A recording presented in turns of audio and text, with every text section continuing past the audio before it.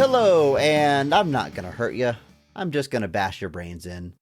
Welcome to Best of the Rest, the show where we take a second look at movies that were technically poorly received upon release and challenge ourselves to only talk about the things we like and what the movie does well.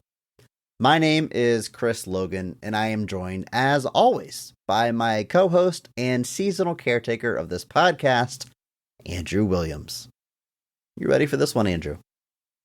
I am indeed. I take my job as the seasonal caretaker of this podcast very seriously. So much so that for 5 months of the year, I go to Florida. You should take it very seriously. It's a hard position to fill. Something keeps happening with everyone else that we hire for this. We're really hoping that you stick it out, Andrew, and nothing goes horribly, horribly wrong. Would be a shame, wouldn't it? Andrew, what is your history with this movie? This little film you've probably heard of called The Shining. I'm obviously being sarcastic. It's a landmark of cinema. Everyone knows it. One of the most famous horror films of all time. But what's your personal history with it? Have you watched it often? When did you discover it? Did you have a Kubrick phase in your film snob past life? Yeah, I mean, I think every film snob has a Kubrick phase, and being very honest, there are still a great number of people who very rightly see Stanley Kubrick as one of the greatest filmmakers of all time because he made some pretty good movies. Turns out, yeah, you got a few of them. Didn't really watch this as a kid necessarily, just because it wasn't the kind of thing my parents were going to let me watch. Obviously, like when I was in college, that was when I was like, oh, The Shining, better check that one out. So I'm sure I owned a DVD of it at some point, did all that fun stuff. But so I'd seen it a lot, mostly by the time I got to a young adult age, and that was at that point I was like, oh man, what a classic. And then you realize that all these things you've been watching your whole life have been like parodying Yes, The Shining. 100%. Like you think of The Shining. The Shining. It's The Shining. You want to get sued? But it's so you see all those things and you realize that just within all these things there's this like endless kind of joke of parodying The Shining. So suddenly everything crystallized. So since then I've gone back to it a couple of times. I actually did see it at Alamo in Houston back when they still were on Mason Road many years ago before I left Houston. And it was, just cool to see it on the big screen. Gone back and rewatched it a few times, especially now that the 4K is out there. Just wanted to see how that looked, and it looks great. It looks great. So obviously, watched it a bunch. No, I wouldn't say it's been a formative part of my life or anything, but definitely have given it its time of day to appreciate. Yeah, I honestly, I think I saw it beginning to end once before this week. I've seen a few Stanley Kubrick movies, but it's definitely just eating my vegetables. I was like, I know he's a big deal. He's got this legacy. Let's check this out. And they range from just not for me to I get it, but it's not working for me. I think Full Metal Jacket was maybe the only one that I really connected with on first watch, but what a that's like the peak film snob answer there, Chris. You think so? I don't know. I mean, I think 2001 and A Clockwork Orange would have been way worse answers for me to say that about. The first time I watched okay. All right, 2001 I'm not willing to give you because I think 2001 is genuinely like a sci-fi classic. Clockwork Orange I'll definitely give you. Anytime somebody lists Clockwork Orange as one of their favorite movies, I'm always just like, all right, you're just checking all the boxes here, aren't you? I mean, #PP, we'll talk about his filmography more later. I didn't even finish A Clockwork Orange. That's just, I knew pretty early on. This isn't for me. It's not my thing. Anyway, I did watch The Shining, and like you, I was like, oh, I know all these references. I've seen every scene of this reference. This carpet, the sisters in the hallway, the big wheel, the breaking through the door. I knew "Here's Johnny" was from The Shining, and like if you hear that now, it's probably a reference to The Shining, and it wasn't until years later that I realized it's in itself a reference to Johnny Carson. I'm not old enough to have grown up with Johnny Carson, so I didn't know that's what the reference was. I was very confused that his name was Jack, because he clearly introduces himself as Johnny in the famous scene. But those all the touchstones before you see the actual movie. And that first watch, I didn't really connect with it. And I'll tell you what my big hang up was, Andrew.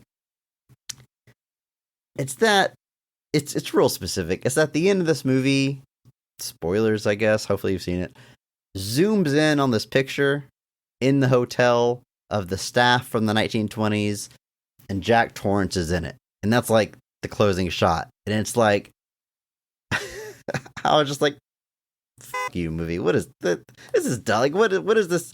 To me, it felt like I'd like ambiguity in filmmaking when I feel like there's interesting path A and interesting path B, and let me chew on it. And which direction are we going? Or A, B, and C, or however many.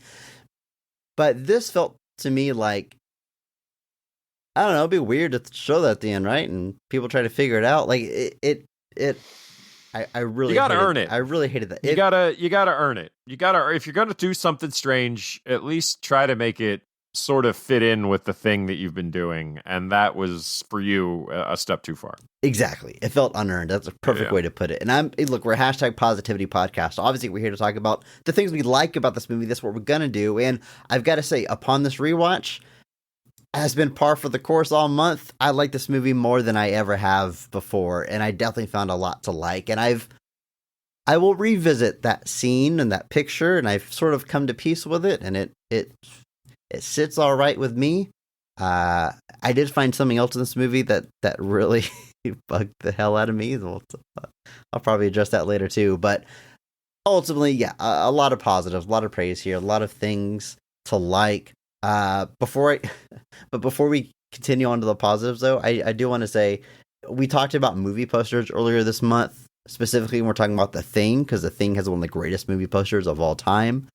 If you called it the greatest, I wouldn't call you crazy. I think we both agree with that. I think we also agreed that Jaws is maybe the best movie poster. I mean, 70s and 80s are just prime time for movie posters. Like, I don't know if it's like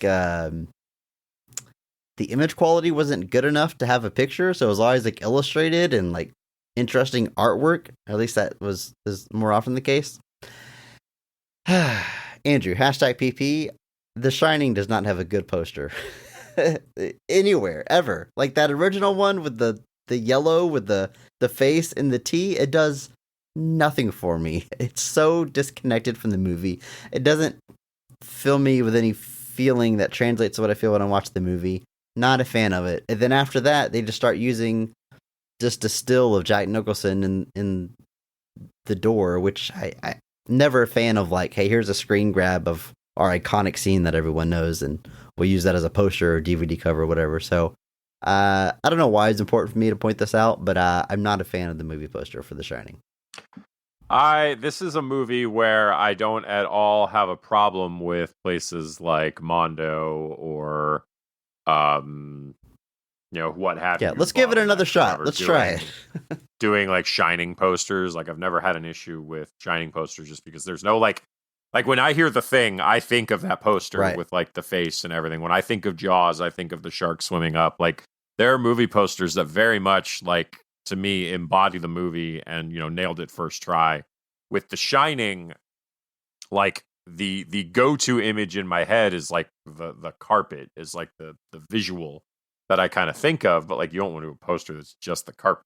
So that's been one that like I'm fine with people like, all right, we're gonna do some Shining posters. I was like, all right, we can do that. That's because I make these decisions, so you can do that. That's I'll allow it, yeah. But then like even last week, I saw that somebody was releasing a new poster for The Thing, and I was just like, guys, come on, like we've done this, and I guess they're easy sells. Like I'm sure they do well almost every time. It's like when Alamo shows The Princess Bride, they know it's going to sell out. Like it's an easy layup, but man, It'd be nice to see some other weird stuff. I agree. Andrew, let's set the stage a little bit for this film we're talking about today, The Shining, first released May 23rd of 1980. It's made on a budget of $19 million. At the box office, it brings in $44 million. Not a hit, not a flop. It makes an alright amount of money. Critically, it is not well received. Mixed to negatives, what you're seeing with historical reviews. This is like every movie we're talking about this month, just about. It's notorious for its initial reception being so poor, and then it turns around and becomes this iconic film. So Rotten Tomatoes will tell you it has a score of 83%, but that's based on many reevaluations and modern reviews.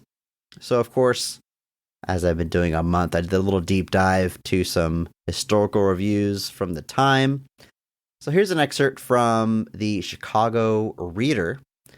They say, Kubrick is after a cool, sunlit vision of hell, born in the bosom of the nuclear family, but his imagery, with its compulsive symmetry and brightness, is too banal to sustain interest, while the incredibly slack narrative line forestalls suspense.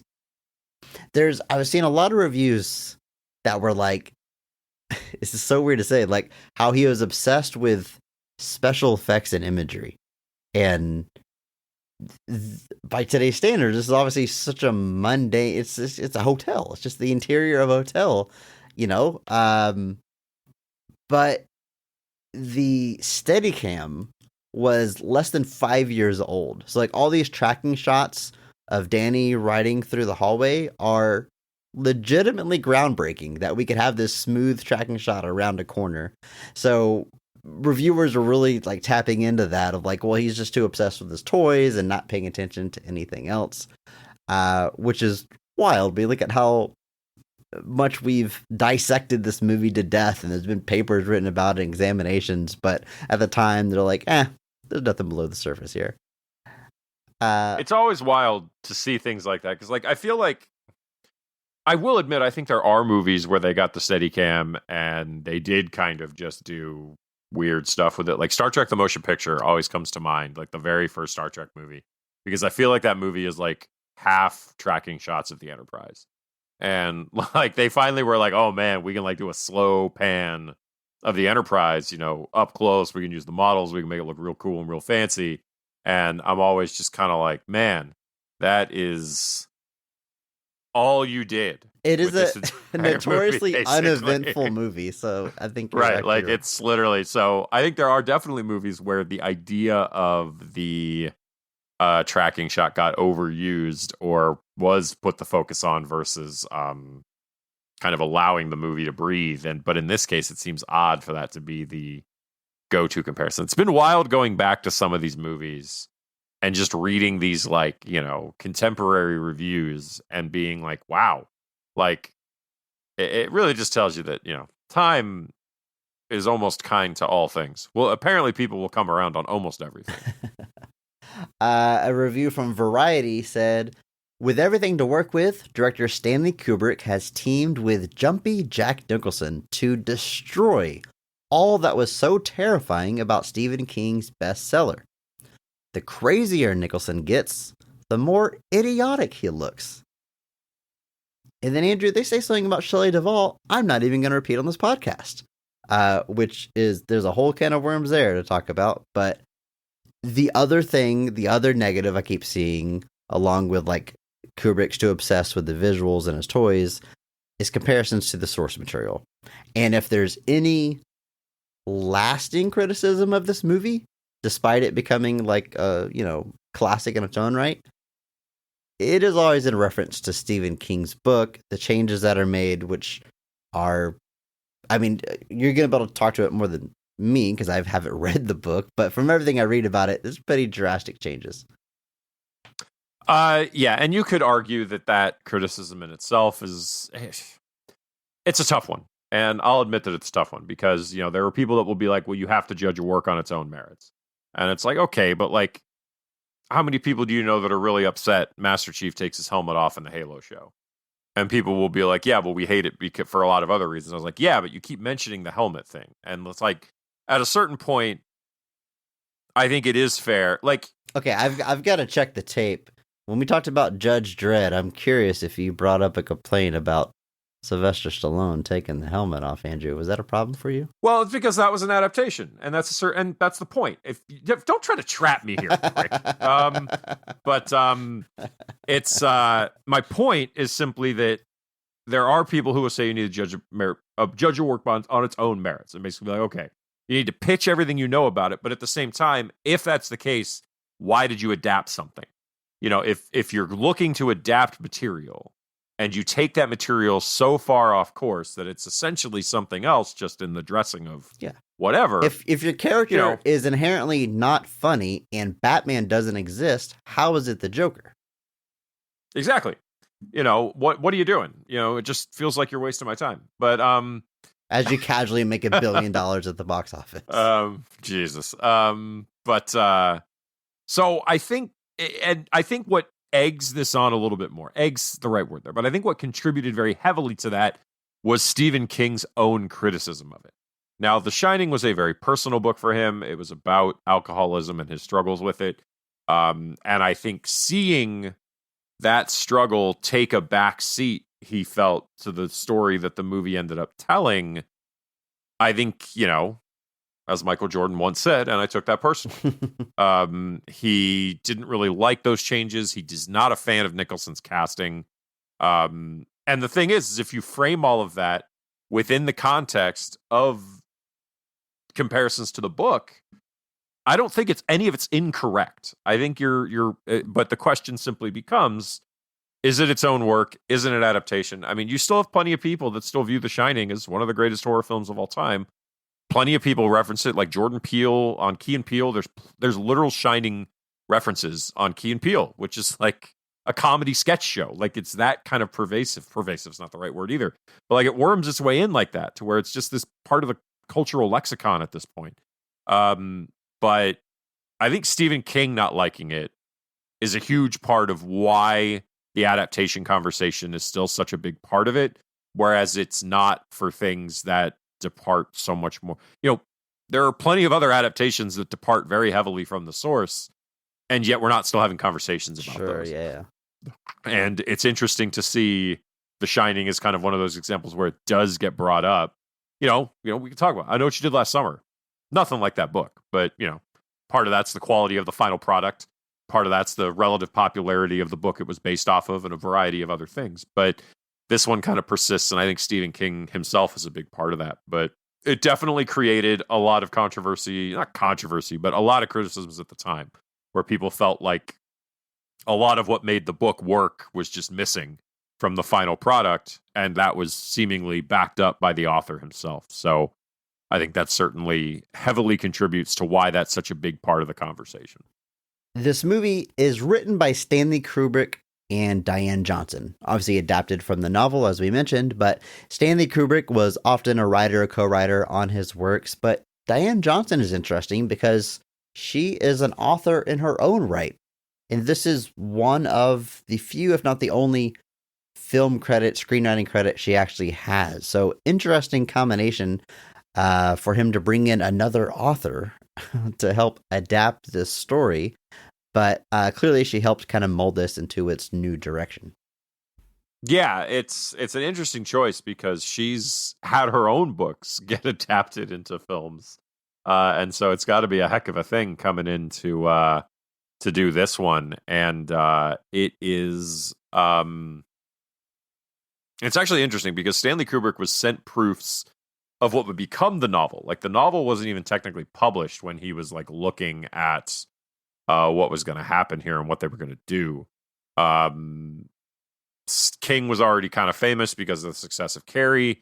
Kubrick had kind of been, you know, thinking about doing a horror film for a while, especially after Barry Lyndon kind of failed at the box office.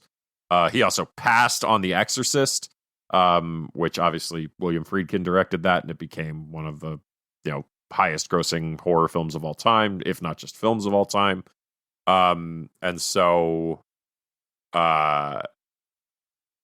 he actually rejects an earlier draft by King himself because it was too literal in its adaptation. King was just kind of like, or Kubrick was just kind of like, no, you adapted your novel too well. It's too straight. And so it's a tough one because she also didn't sound like she was the biggest fan of the original novel itself. It and Kubrick had mentioned something about kind of not really being a big fan of ghost stories, which why would you do this then? But it very much felt like they saw, I don't know what a great comparison would be, but it feels like they read the original script and just took or original manuscripts of the book and just took very different ideas on what the focus should be versus what the book focuses on. It kind of very much feels like King writes the book, comes up with these concepts, but then Kubrick, and collaborating with Diane Johnson, kind of saw a kind of different way to take it. And obviously it was hugely successful, but that's definitely what caused some friction in the relationship between Kubrick and King, for sure. As we've been mentioning, this movie is directed by Stanley Kubrick, one of the most famous and well-regarded filmmakers, directors of all time. And I think you said it best earlier, Andrew. He made some pretty good movies. That's a few. That's kind of just where I land with Stanley Kubrick. Like, yeah, I like some of them. I can respect most of them. Not, I just don't feel like I'm the target audience for most of them. That's all. But you just can't deny this. Not an eyes wide shut guy? I'm not, believe it or not. Don't worry, nobody is. You just can't deny this run, though. Before this comes out, he does Lolita, Doctor Strangelove, 2001, and A Clockwork Orange, all back to back to back to back. And I've already shared my thoughts on some of those movies. They're not really all for me, especially A Clockwork Orange, but you just can't deny the impact. I like how you leave out. I love how you leave out what he does before Lolita, which was Spartacus, which was seen as one of the greatest historical epics of all time when it came out. So, you're looking at not then it's even greater than what I it's said. It's even greater. I don't know, but maybe I could be wrong about this, but I feel like the auteur of Stanley Kubrick starts with Lolita and really comes in with Doctor Strangelove. And I feel like he's more of a traditional director before that. Maybe it's a wrong take. I'm no Stanley Kubrick expert. But that's kind of why I singled out that run. But I mean, fair enough. I mean, Spartacus well regarded, so yeah, throw that into his crazy it's run an interesting career because even before that is The Killing and Paths of Glory, which are also both pretty highly regarded. Kubrick might genuinely be one of those filmmakers that doesn't technically.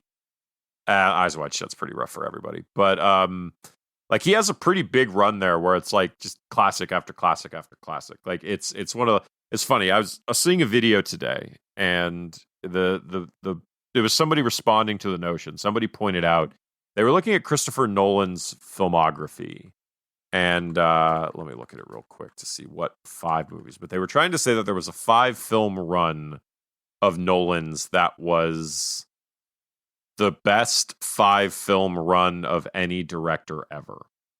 And I think they said it was Dark Knight, Inception, Dark Knight Rises, Interstellar, Dunkirk. Andrew, and sorry, I don't want to step on your point here, but Dark Knight Rises is not part of any greatest 5 run ever. What Chris, I was going to say that's one of the dumbest things I've ever heard anyone say. Honestly, it's not until you listed the movies. I'm a big fan of Christopher Nolan. I think his ability to be consistent with the quality of film, and they're all reaching a wide audience, is pretty incredible and almost unparalleled. So it's not crazy to say he has a great 5-movie run, but The Dark Knight Rises is not part of it. I mean, Memento, Insomnia, Batman Begins, The Prestige, The Dark Knight. There's your run, as far as I'm concerned. Insomnia, and even Insomnia, people will still kind of point to that and be like, it's not on par with a lot of the other stuff that he's done. Anyway, no, by no means to say that anything he's done is bad by any means, but it was one of those things where you saw somebody say it, and the only thought in my head was, watch more movies. I mean, Like yeah, there's so many film takes I hear, whether it's, Facebook, Instagram, TikTok, wherever, where the only thought that keeps running through my head is watch more movies. There was a debate. It was two guys. It was those two guys that are like ardent MCU defenders, but they were doing like there was like the best horror franchises of all time. And one guy said the Conjuring universe and one guy said Saw. And I was like, I need you guys to watch more movies. And I need you guys to watch more movies. just the hyperbole is what kills me. Like, with a modern filmmaker still making movies, I mean, his career is only 25 years old. That's really not long enough to be. Old. Why are we saying all time? Why are you trying to force this huge pedestal? Just praise the movies. Hey, it's a great run. I'm excited to see what he does next. But like, to suddenly say that Dark Knight Rises is 10 years old, a little over, a movie that came out 10 years ago was part of the greatest run of all time. Yeah, no. Let the cookies cool, like, okay? Stanley Kubrick made movies for almost 50 years. Like, he made his Fear and Desire comes out in 52. He has a couple of documentary shorts before that, and Eyes Wide Shut comes out in 99. That is 50 years making movies. And like Alfred Hitchcock, like people, you want to talk about great film runs of all time. Like Alfred Hitchcock's run in the 60s is insane. Like, it's absolutely ridiculous that, like, you've got, what is that run? It's literally Vertigo, North by Northwest, Psycho, The Birds in a row. That's like insane. Those 4 in a row. That's absolutely nuts that man, and that's not even including stuff like Rear Window, which came out 2 years before that, or any of his kind of later masterpieces. Like Strangers on Train. Like, he's got masterpieces throughout his whole career, but then literally it's Vertigo, North by Northwest, Psycho, The Birds in a row. That's crazy. Like, if you want to say that's the best 4 film run in a row, I'm not going to fight you on that. Absolutely not. But Kubrick has a extremely good run, but sorry, that's way far off the point. But just that people watch more movies, especially if you're going to start a film-related anything. Please watch as many movies as possible. Like, don't just watch new stuff. It's just also this idea that, like, if it's more than 25 years old, it's old, and therefore it can't be in the conversation. That's like a weird trend I sort of see too, where like they're talking about movies, they all have to be like more recent. And I guess the idea is that, people lose interest if it's too old. And I'm like, well, I don't care, man. Like, it's you gotta watch more movies. Like, if you're gonna talk about movies, you need to have seen some. But Stanley Kubrick's run, getting back to the point, you could pick almost any, but like you could pick any bit of it, but just the absolute, yeah, like I said, it's Lolita, Doctor Strangelove, 2001, Clockwork Orange, Barry Lyndon, and The Shining, into Full Metal Jacket. Like the only weird one that people kind of don't know in there is Barry Lyndon usually, and it's still extremely well received critically. It just didn't really do well box office wise. So like, and then you toss in Spartacus, Paths of Glory, and The Killing beforehand. It's a film noir, an anti-war film, and then, a historical epic.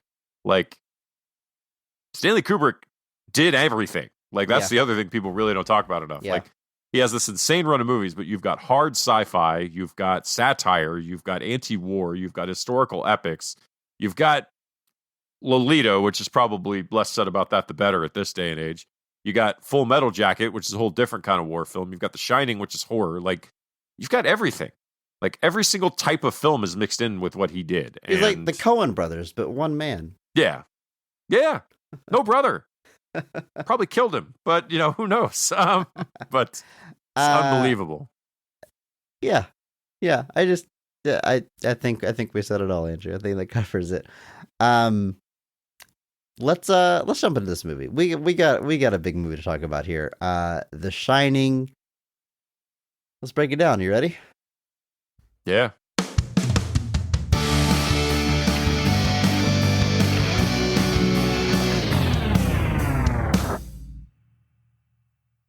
Aspiring writer Jack Torrance has taken a new job at the Overlook Hotel.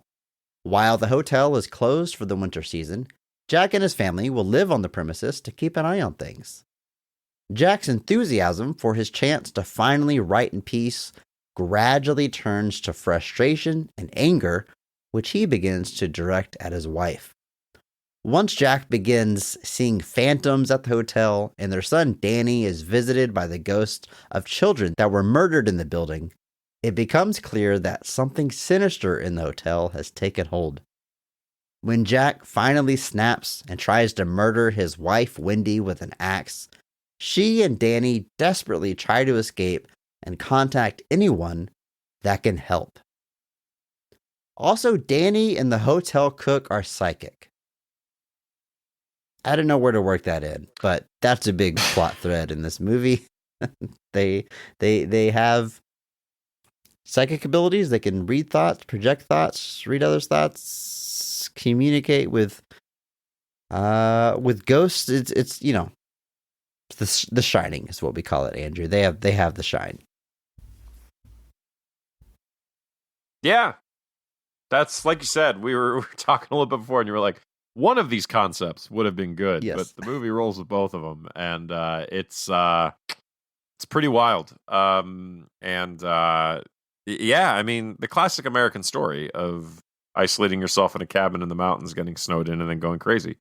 It's a tale as old as time, or at least as old as 1977. Exactly, like the idea of being psychic, but that also including this ability to communicate, visit, see, feel ghosts, or you know, the things they leave behind, as they kind of ominously say here. Like that's a really cool concept. Imagine this family in this hotel, but their son is connecting with a dark past. That's a cool story.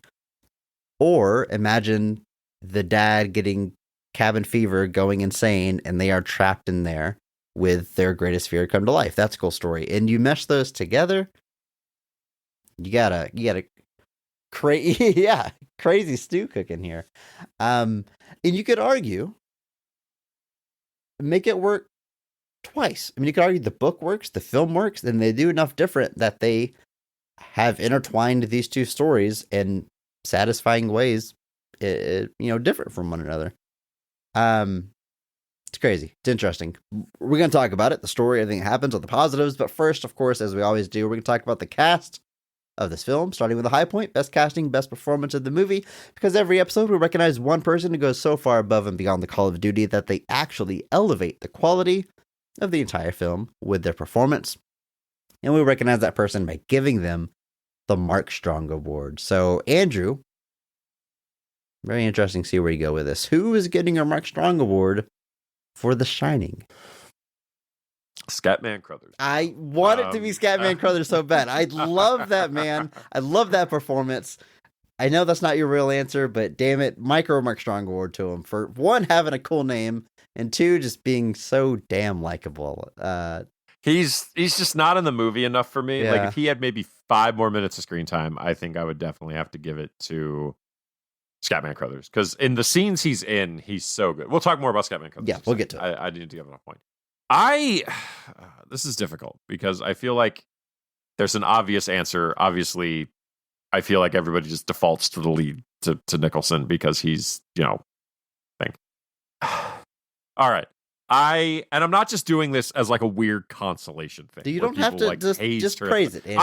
I am though. I am going to praise it, but I want to clarify here that like we touched on it earlier. Her performance not well liked at the time of this film's release. Yes. Especially when people were comparing her to the Wendy Torrance of the book. Obviously, there's a lot of stories that came out in the aftermath, so much so that the Golden Razzies, which nominated her and Kubrick for this, rescinded the nomination they gave her in 2022. Yeah, in 2022. Get out of here. It was all tied into some PR there was a with big. Bruce Willis. I think. Yeah, they were trying to recover from some stuff there, but I think within the context of this film, she gives an extremely good performance because we've talked about this a little bit more, and we'll talk about it more when we talk about Jack Nicholson, which is coming eventually. But there's an uneasiness that is in this whole movie from the start, essentially, that the book doesn't necessarily do the same way. There's this sense that she's always walking on eggshells, that she's always kind of trying to say and do the right thing. And as she sees things start to unravel, you can't help but just feel awful for this character because she's basically helpless. She has put herself into this situation thinking that it was going to be helpful for her family, help them finally move forward and heal, and it has all gone terribly wrong. And I think the hysteria and the almost mania that Shelley Duvall brings to this role illustrates that perfectly. She's not, you could say that, well, she's not trying to fight back, but she is, but she's just not. She can't oppose Jack Nicholson. She can't stand up to him, and she's trying. And so you're like, oh, well, she's stumbling up the stairs with the bat when she could just be hitting him. It's like, then she does hit him. She knocks him down the steps, and then she runs away, which is awesome. It's great. Then she drags him to a pantry and she locks him in it. Like, she does everything within her power. Yeah, I think she's doing everything that she can while she is still trying to hold it together, while she is in hysterics over trying to make sure her and her son get out of this, and is just terrified. This whole time she's terrified and she's on the verge of collapsing. And she does collapse a couple of times, but she pulls herself back up and she gets out of there with much help from Danny. Don't misunderstand me. He has his role to play here as well. But I think what she's doing here is perfect for the story this movie is telling, of her kind of doing that slow realization that this is not going to go the way she wants it to. It's not going to go the way any of them want it to. You can take Jack Nicholson's motivations and treat them as you will, but it's not going that way. There's that one scene where it's like she comes and checks on him, and that's when like he's verbally abusive, and that's the point where you're like, this has changed. And whether you decide he's under the influence of the hotel by that point or not, she knows at that point it's over. And at that point, it's survival. And I think she does a fantastic job on every front there. I think Shelley Duvall is fantastic here. Obviously, there are a lot of very unsettling stories about her treatment on set by Kubrick, his incessant demand for doing takes. Some of these scenes apparently had more than 100 takes, to the point that it was genuinely kind of debilitating for some of the actors, primarily Shelley Duvall. And she has some kind words to say about him more recently. She did say some nice things about him, so apparently wasn't all bad.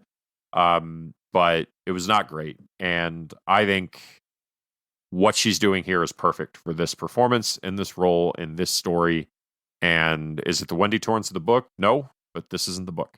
And I think she's doing a fantastic job here at portraying the exact kind of, like, how would anybody else react in a situation like this? We all love to think that, like, in a situation like life or death, we'd all have that like action hero response. Yeah, I mean, where we'd all like stand up and like be superheroes, basically. But that's not reality. I mean, look at this woman. She's 85 pounds soaking wet against a maniac with an axe. Like, come on.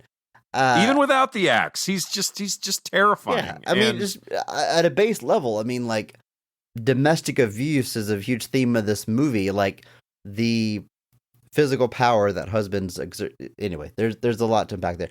I would reject any criticism that's going to be like she could have done more or just victim blaming nonsense. I want to get to her performance, like you're talking about. Like, I totally worthy of the Mark Strong Award. I think this is a great pick, Andrew. Like you said, a lot of people are going to go to Jack Nicholson, but you can't. She's the perfect dance partner. Because, yeah, Jack Nicholson is unhinged and crazy, but she is like the palette that he gets to paint on. Like, she is the reaction. Like, him just terrorizing an empty hotel is not scary, but having someone express the hysterics as well as she does and have that fear for her life, that she's lost her husband, like, that he is... It really is her greatest fear come to life. It's not so much about her husband being possessed by whatever, but like, oh, he's finally gonna kill me after we can imagine he's done other physical things to her before. Like, there's layers to the fear, and she plays it all so well. And it's not even just the second half of the movie where she's just crying, sobbing constantly, but I love her from the first. She's talking to the doctor at the beginning of this movie that's looking at Danny. And she tells the story about how Jack came home, he had been drinking, and it was an accident. He didn't mean to do it, but, he tried to pick up Danny, he pulled too hard, pulled his shoulder out of socket. She's just laying up all these excuses because, like, she's like, oh, I know how this is going to sound, but really, he's a good guy. He didn't mean it. He's working on it. Just it's the classic denial. It's like the classic Yes, excuses, yes. everything. It's that classic scene where like just going through. She's like, no, it's it was a one-time thing. He's not drank since. That means he's fine. He's it means that we're getting better. You can tell she's trying to convince there's herself as much as she's trying to convince this doctor. Exactly. She's maybe he is doing for the better, but right now you're 5 months, so that's nothing. That's and that's not to say that 5 months of progress is not progress. It is, but it does not undo the damage of before, and it doesn't by any means mean that you're necessarily in a new status quo. Yeah. And so again, if anybody out there is struggling and you're 5 months in, it's a massive achievement. Don't want to undersell that. I don't want to make it sound like I'm saying that 5 months sober is nothing. But you're not cured. You're not free and clear. It's not all forgiven. Cured. Yeah. And hopefully none of you are headed to haunted hotels that will play against your issues. And not good for sobriety. Don't do it. It's not. Apparently, it's not. Unless they're friendly ghosts, which they're not. So anyway, I completely agree. Everything you're saying. I think she plays this role perfectly. It's just fantastic. I think Shelley Duvall is fantastic here, and 10 out of 10. No notes. We're hashtag positivity podcast. I'm not going to dwell. I said no notes, Chris. You brought this up. I just want to make sure people listening know that. Okay, we talked about Stanley Kubrick already. One thing that kind of makes my skin crawl, not just Stanley Kubrick, but in general with filmmakers or artists that people really love, as they start talking about their genius, the mystery of their genius. And I don't know exactly what it means, but it's got to mean something because he's a genius and everything he does is so meaningful. And he's so exacting and a perfectionist. And that's why he does so many takes. It's not just that he worked these actors to the bone, being relentless with all the takes that they do. It's not just getting the perfect shot. It was about psychological terror on the actors and believing that he could get a better performance by affecting them on a personal, real level.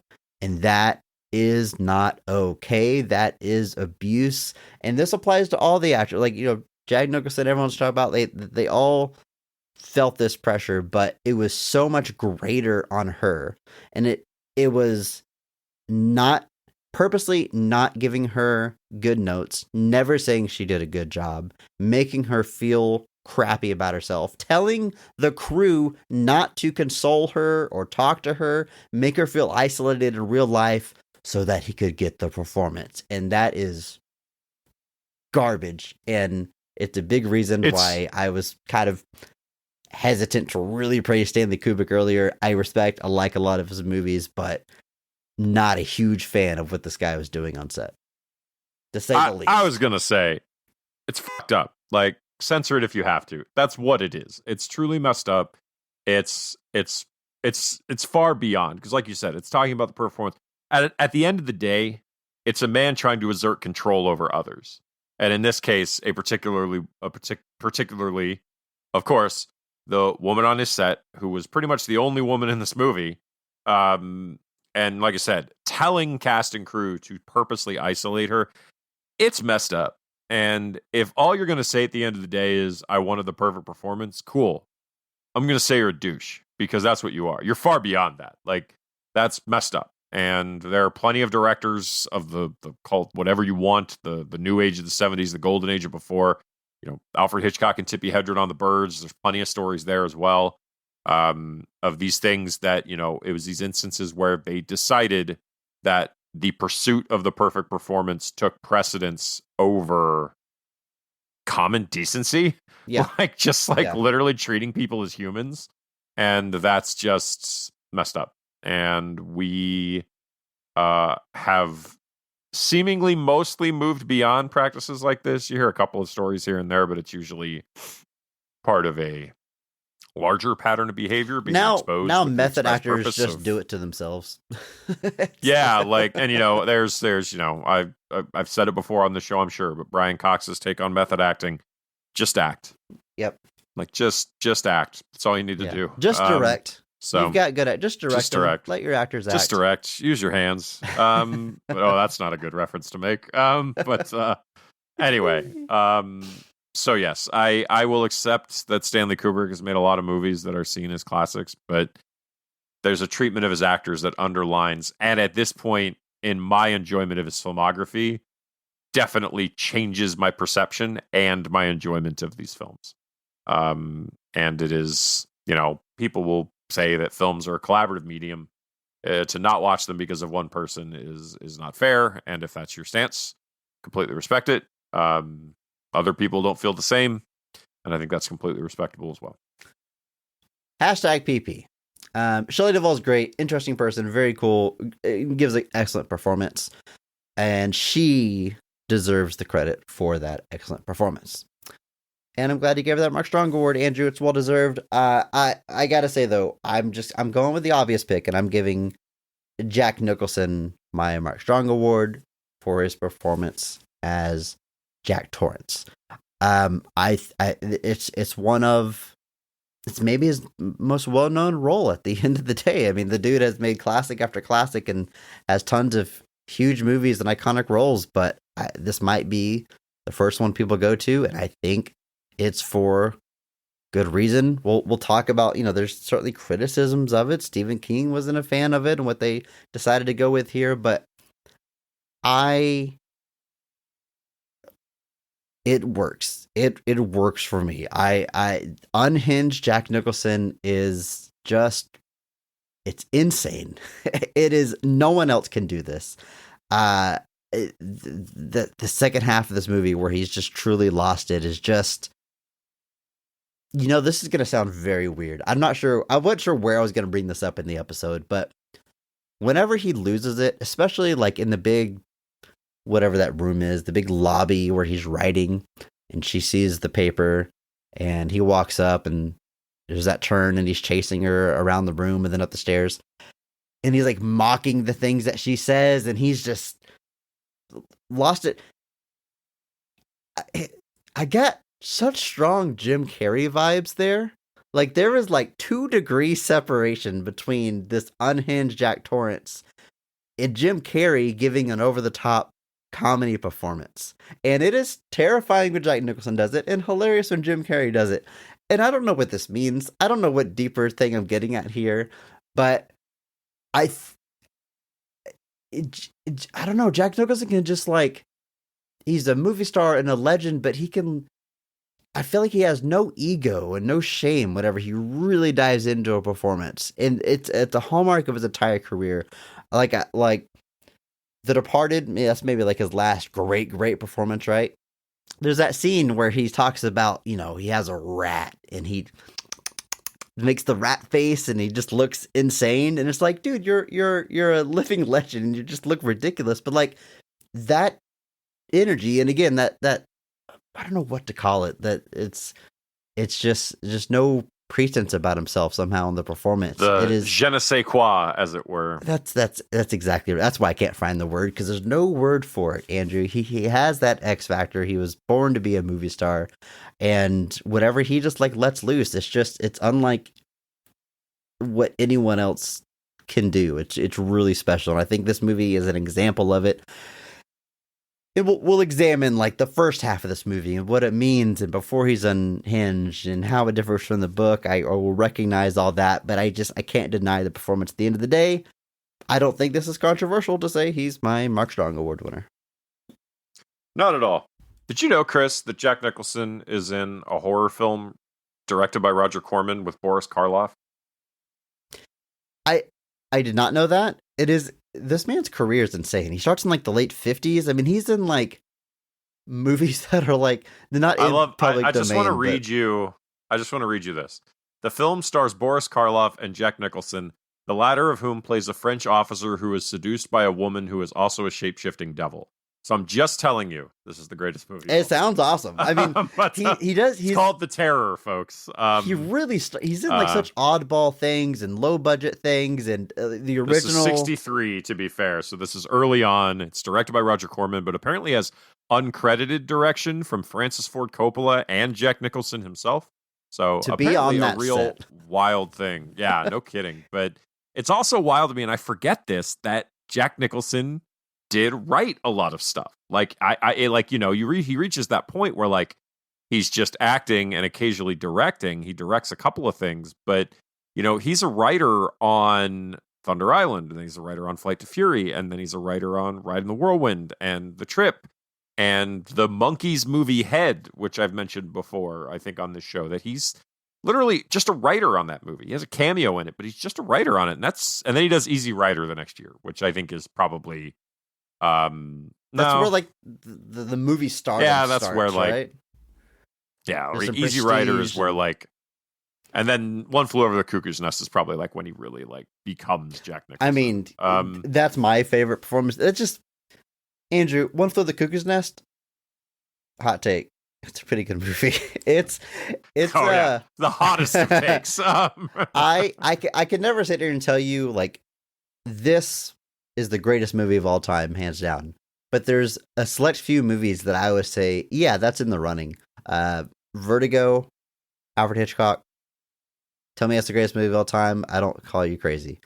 One Flew Over the Cuckoo's Nest is in that conversation for me. It's just absolutely perfect. One of the best movies ever made. Yeah, no notes.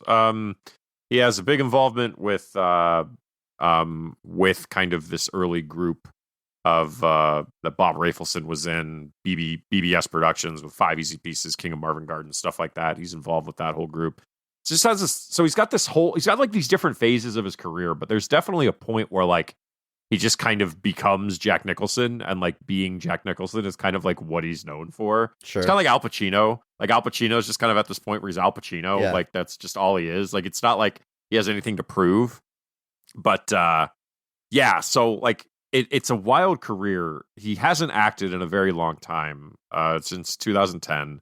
The Departed, one of his last movies, and like it's easy to say it's like probably his last great role, but yeah, it was like his third from last movie, and like his last like serious kind of drama role. He does two kind of buddy comedy type things after that. But just an insane career. But yeah, I mean, like you can't deny his performance here. Now that's been the subject of some of the not controversy necessarily, but some of the disagreement, criticism is that like with criticism is that when you see Jack Nicholson as Jack Torrance, you're just kind of waiting for the other shoe to drop. You're not really believing. So this, when people talk about adaptations, this is one of the big things. Jack Torrance in the book still has the same like troubled past, but there's this genuine presentation as a likable guy who is actually trying to sort of atone for his mistakes, move forward, and actually try to be a better person. You never get that vibe with Jack Nicholson, to me. You never really do. But that's kind of how the movie plays it. The movie doesn't play him as this likable guy kind of presenting himself as like slowly succumbing to madness. This is a guy that's kind of maybe denying the kind of person he is, putting on a mask as we've described it. And then the events of the hotel just kind of strip the mask away and then obviously drive him to a much darker place than even he was at. So there's this very, very clear issue that people have with Jack Torrance in presentation between both of the book and the movie. And even in the book, Jack is present, but Danny is also a much stronger presence. So the movie obviously kind of hones in on Jack for the most part to kind of make him your cipher as you're kind of watching this film. You're seeing most of it through Jack's experience. And it is still, that being said, it's a powerhouse performance. It's one of Nicholson's best. I mean, like you said, he's had a bunch. One Flew Over the Cuckoo's Nest was about 5 years before this. Unrelated, I always forget how late this movie was made. It's made in 1980. For some reason, I always saw this as like, it feels like an early to mid 70s movie. Like it feels like it came out around the same time One Flew Over the Cuckoo's Nest came out, but it's 1980. Very weird. Anyway, but like I said, it's a classic film. Jack Nicholson is no stranger to iconic performances. Even stuff like A Few Good Men.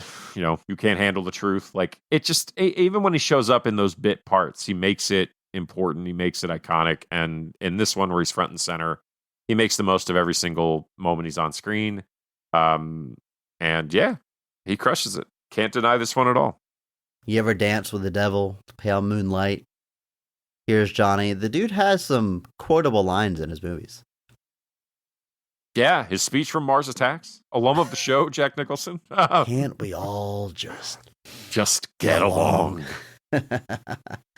um, The little head shake. the hands that are The little hand, yeah, the hands, little.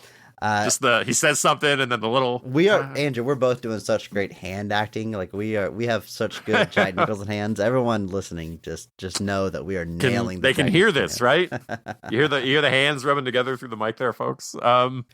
There's really only one other main star of this movie, and that is Danny Lloyd as Danny. Danny Torrance. Danny Torrance. You know what I love about this? He gives a great performance. Obviously, like it's an all-time as far as child performances, just because of the legacy of this movie and how well regarded it is, how much it's been seen. He retires 2 years after this, has a normal life. The dude's a biology professor now.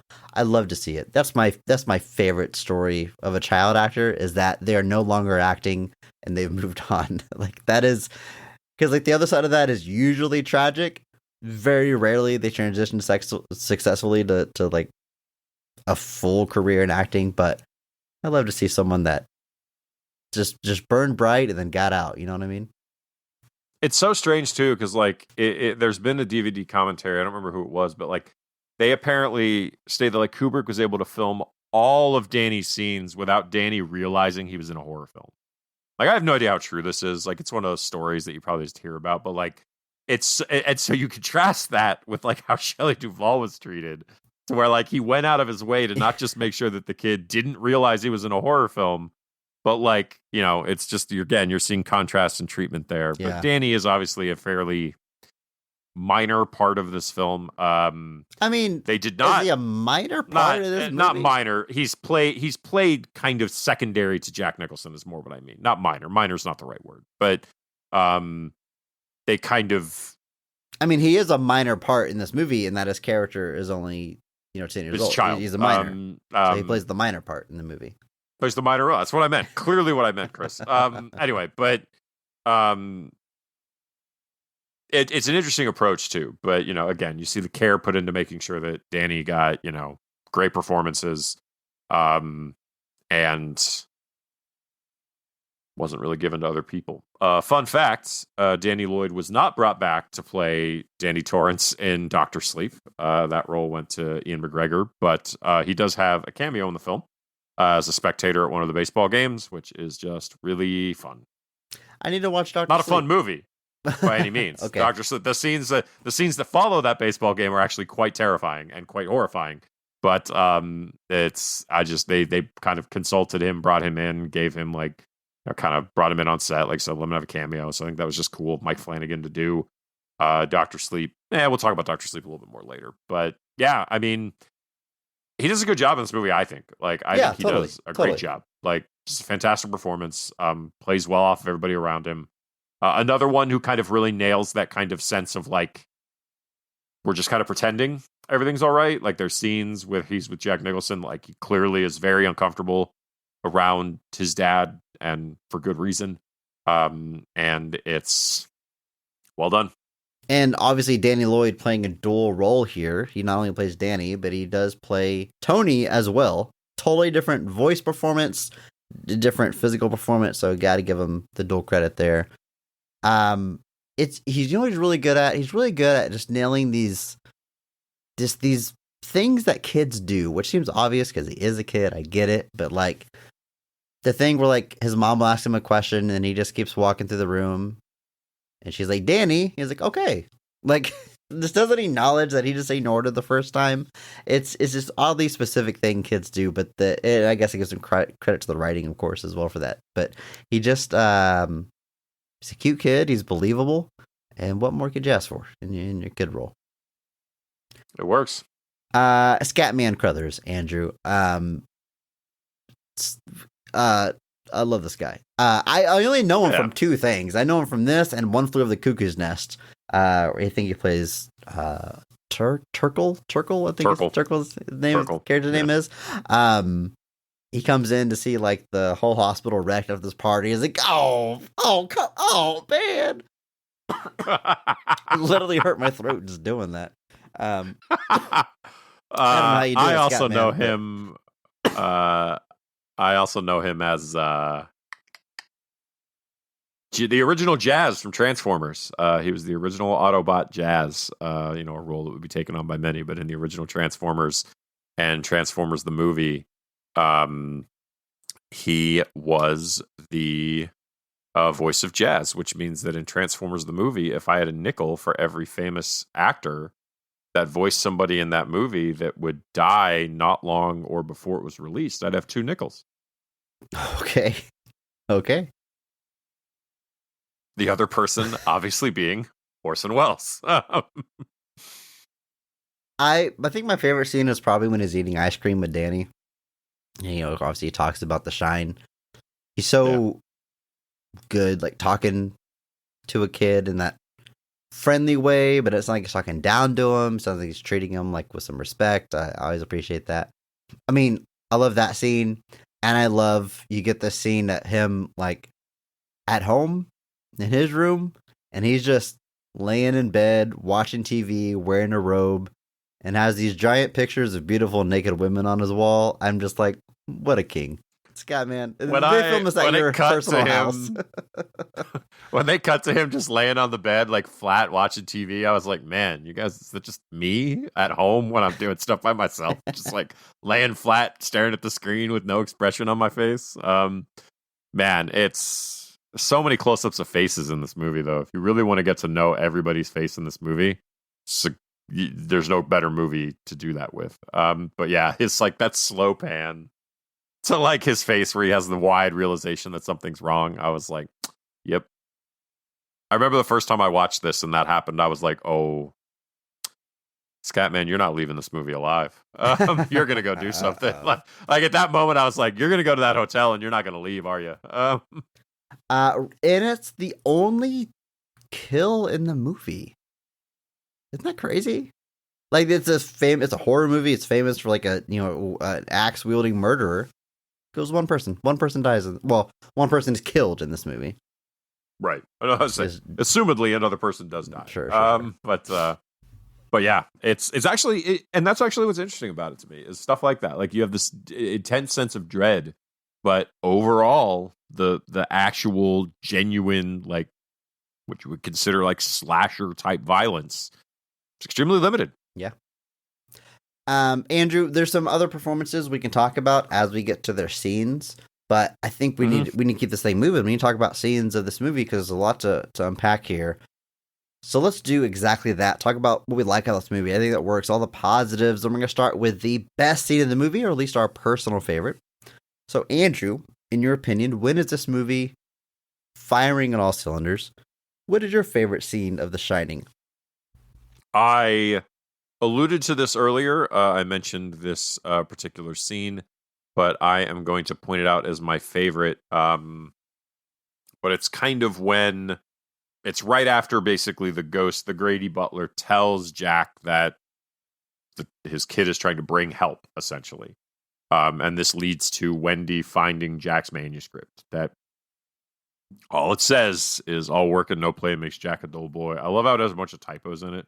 Yes, so showing that like different even capitals though it's like, and like even though it's like this weird kind of repetition mania, he's still like making human mistakes. And there's different format. then, like some of it's written in like script format, like it's a screenplay. Yeah, like it's dialogue. Yeah. Like it's dialogue somebody's saying and stuff like that. So it's like he's writing a book, but it's just the same phrase over and over again. And like this is like obviously the bar scene that precedes this, which I'm sure we'll talk about, is instrumental in like knowing that Jack is like gone.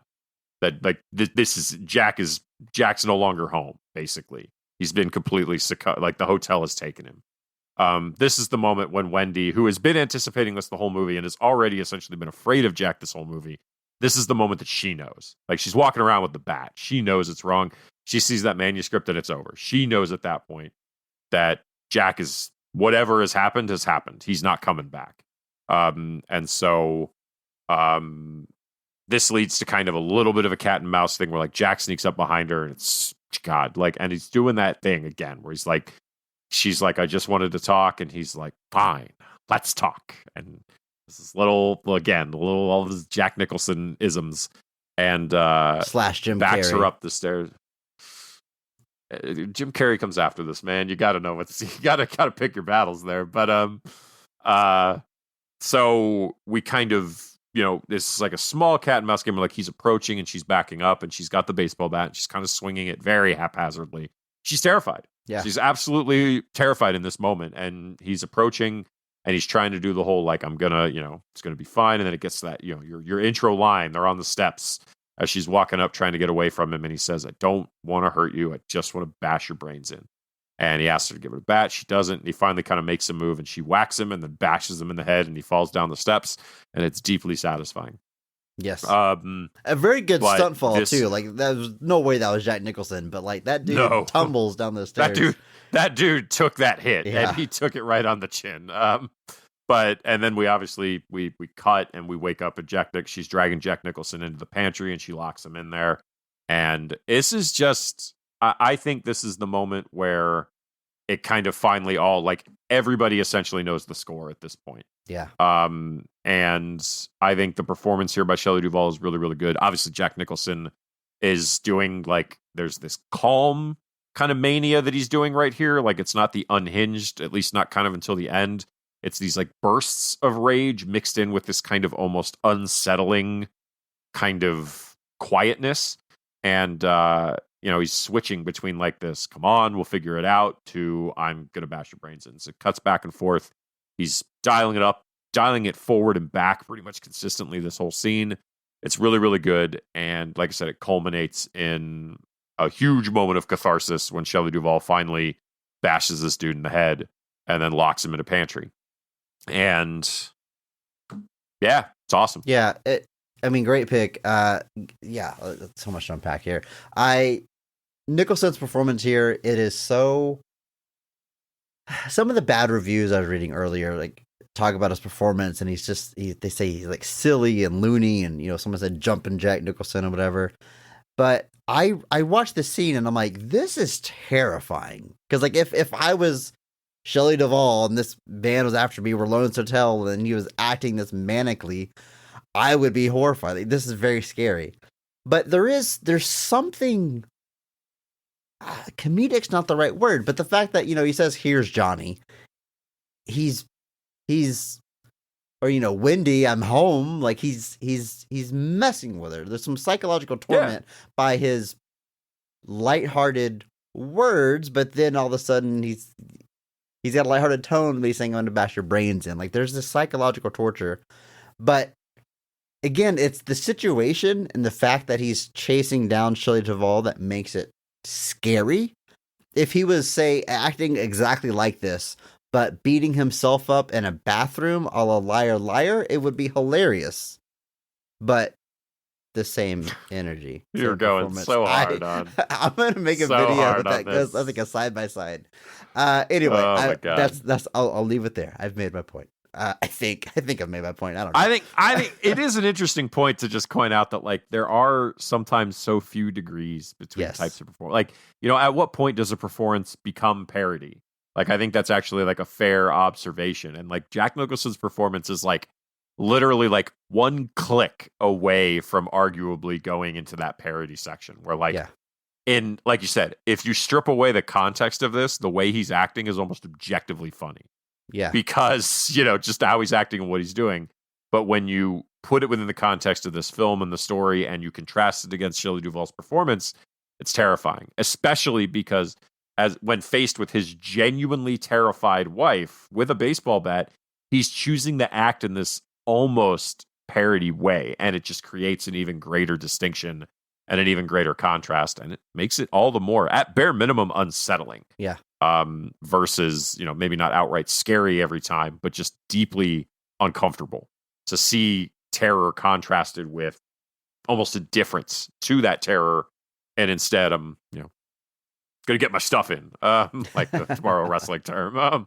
All work and no play makes Jack a dull boy. Andrew, I've got 3 things to say about this. One, I think this is often... If you were to ask somebody what the famous line from The Shining is, here's Johnny's probably first, but I think a lot of people would say, oh yeah, all work and no play makes Jack a dull boy. It's never said out loud. I think I wouldn't go as far as say it's a Andrew, I almost said Mandalorian effect. I meant Mandela effect. I I am losing it, Andrew. I've been in this house for too long. Give me Even the bat, Chris. there's this The Office. Dwight references this. He pulls his hair back like Jack Nicholson, and he says, "All work and no play makes Jack a dull boy." But he doesn't actually say that in the movie. Also, Andrew, I would say, did you know this? But you're a smart guy. You probably knew this. I didn't know this. That is an existing phrase, an idiom that existed well before this book or movie. Oh yeah.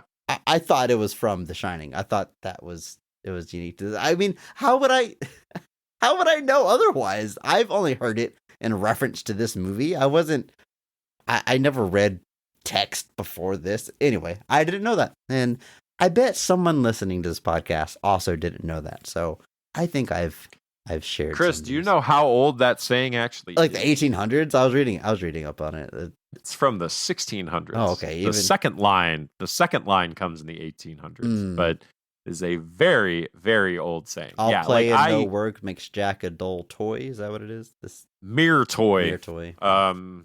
But no, it's. I do like that you point out that he never says it. I think that's very interesting. Because it's another one of those, like, you know, we're remembering things that don't exist because again, our memories are completely reliable and never make things up, like genie movies starring Sinbad. But anyway, this scene is great. This scene is great. I have three things about that line. I only said two of them. That was number one. Oh, there's two. I'm sorry. There's two. The third. Yes, please. I apologize. He doesn't say it. It existed before the film and book. Okay. And in other languages, they shot alternate versions of this with they didn't just translate "all work and no play makes Jack a dull boy." They found other idioms or phrases from that culture and wrote it in that language. There's a German one, a Spanish one. There's different versions written out on all those pages. They shot all these different versions so it would play in different markets on the world. That was pretty cool. Kind of like in Winter Soldier, where the list of stuff he was writing down was all different depending on the region it was from. Oh, like you're talking about Captain America. Like when he recommended list? Oh, yeah. Like catching up on like when he was culture? like the Trouble Man soundtrack. Okay. So it was, though apparently they switched that list in various other versions to more regionally appropriate things. For some reason, I thought you were going to say like the keywords that activate the Winter Soldier they changed, and I'm curious if they did change those. I actually, so that's the three things. First off, interesting notes on all three. I think so. And I like the context of the phrase too, because you could take what it says in a variety of different ways, with the idea that by trying to work on his book, it's essentially driven him crazy. But there's also the reading that you could have of this, that working at kind of denying who he is has part of what's driven him crazy too. This idea that pretending to be a normal father with a normal family in a normal situation is actually part of what's driven him crazy. So there's a lot of different ways that you can read that phrase into how he has kind of lost it. Now, obviously, we know the hotel is a massive piece of this, and the hotel has also played very immensely with his mind, and the movie itself also plays with the notion of what's real and what's not. Are there ghosts? Aren't there ghosts?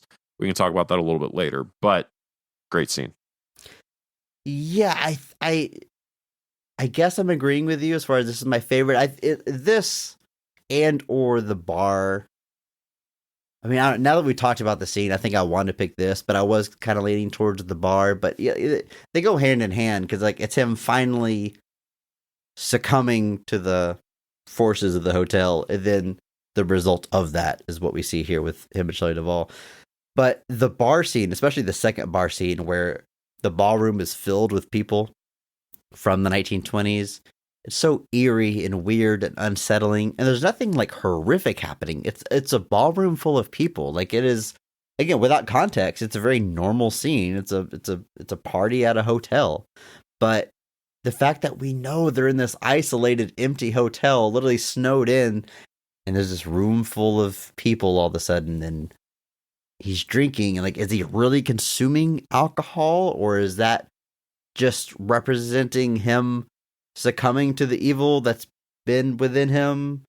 Alcoholism / ghosts and demons. I mean, like, there's just like this is a lot of ways to read a lot of stuff in this movie. And this is the kind of ambiguity I like. Like, I don't need a solid answer on did Jack Torrance physically consume alcohol. I like that we could read it different ways. Is there a bartender at all? Is he looking in the mirror? And there's a lot that's been made of all the mirrors in this movie. There's a lot of fun fun's a weird word to use, but there's a lot of subtext to read into and examine, and I like a lot of that stuff. But the shout out to Joe Turkel as the bartender, Yes, which I'm yes, sure you were about yes. to point out there. alum of the show. Alum of the show. We just talked about this man. And man, he's the creator, right, of the androids in Blade Runner? Yeah. Yeah, so both kind of unsettling, creepy characters, but very different. I mean, like the gaudy, obsessive person from Blade Runner. And then he's really just kind of playing a straightforward bartender, but there's something eerie about him, right? Well, like he's being so matter of fact to like, because clearly Jack Nicholson in both bar scenes is like on the edge, and like we also know that like they physically removed the alcohol. There's nothing at this bar, and yet this bartender is here. And he's not reacting to anything around him. The bartender, as far as he is concerned, is just a bartender serving a drink. That's all he is. And so there's the way he's playing it so straight within. It's talking about within the framing of it. If you put that bartender in a scene where a bunch of guys are drinking stuff in a movie, you don't really think much of it. Yeah, you may be like, hey, he's being a little stilted, but he's a bartender. He's probably tired of talking to people. But by putting it contrasted against Nicholson's kind of descent into madness, and especially in the original scene where the room is empty and it's just the two of them. Yeah. And then contrasting it with the party scene later, just all of it, there's just this eeriness to this character. Just like he's being so straight to the point of eeriness. It's like it's just unsettling. He knows everything that's going on. It's like, I feel like he has all the answers. And he is just staring at Jack and waiting for him to kind of realize what's happening to him. Waiting for him to catch up, basically. Yeah, it's a great way to put it. It's a fantastic way to put it. Like, yeah, the bartender, he knows what's up. And he's just, he's like, it's kind of that, he'll be with us soon. Don't you worry. Like, your money, I love it. Like, your money's no good here. And like, they have that brief conversation where he's like, I like to know who's paying for my drinks. And he's like, it's no concern of yours. And all of that, like you said, he knows what the deal is. He knows what's going on. He knows how this works. And it doesn't concern him because he's been here for forever. Who knows how long he's been here, but he knows Jack Nicholson's about to join them. And these scenes are just great. They're so interesting in their contrast too. So I guess we're sort of talking about both of these now. But sure. They're so interesting in their contrast because Lloyd's approach is very similar. But that first scene, it's like he's right on the cusp. And if you kind of look at it from that perspective, the conversation with the bartender is interesting because it's like he knows and he's almost there, but he's not quite, descended completely yet. And then Shelley Duvall kind of runs in and breaks it up. And there's no bartender, there's no booze, there's no anything. And we move on for a brief moment. And then he's back and it's full of people. And at that point, it's different. Lloyd's approach is the same regardless, but something has changed. Jack Nicholson has gotten deeper into the holds of the hotel. He's descended and now deeper, it's not just the bartender he sees now, it's the whole party. And that is the difference. At that point, by that second scene, Jack Torrance is gone, essentially. Any semblance he had of humanity has given way to whatever plans this hotel had for him. And that understated performance by Joe Turkel as Lloyd just can't be ignored. It is a small part. There's a bunch of other bit parts here. Most of them really don't matter, but that little performance by Joe Turkel there is completely instrumental, I think, in those two scenes, succeeding in the goal of what they're trying to portray. Yeah, it's another thing you see parodied or referenced a ton, like the lone creepy bartender just the way he is. I see it referenced in a lot of other media. It's really good. These two definitely my favorite scenes. It's really the magic of this movie is really coming together. But if I wanted to maybe get into like a favorite, like 5 to 10 seconds, the first time or every time you see it a few times in the movie, like we just silently cut to the elevator doors opening in slow motion and blood pouring out.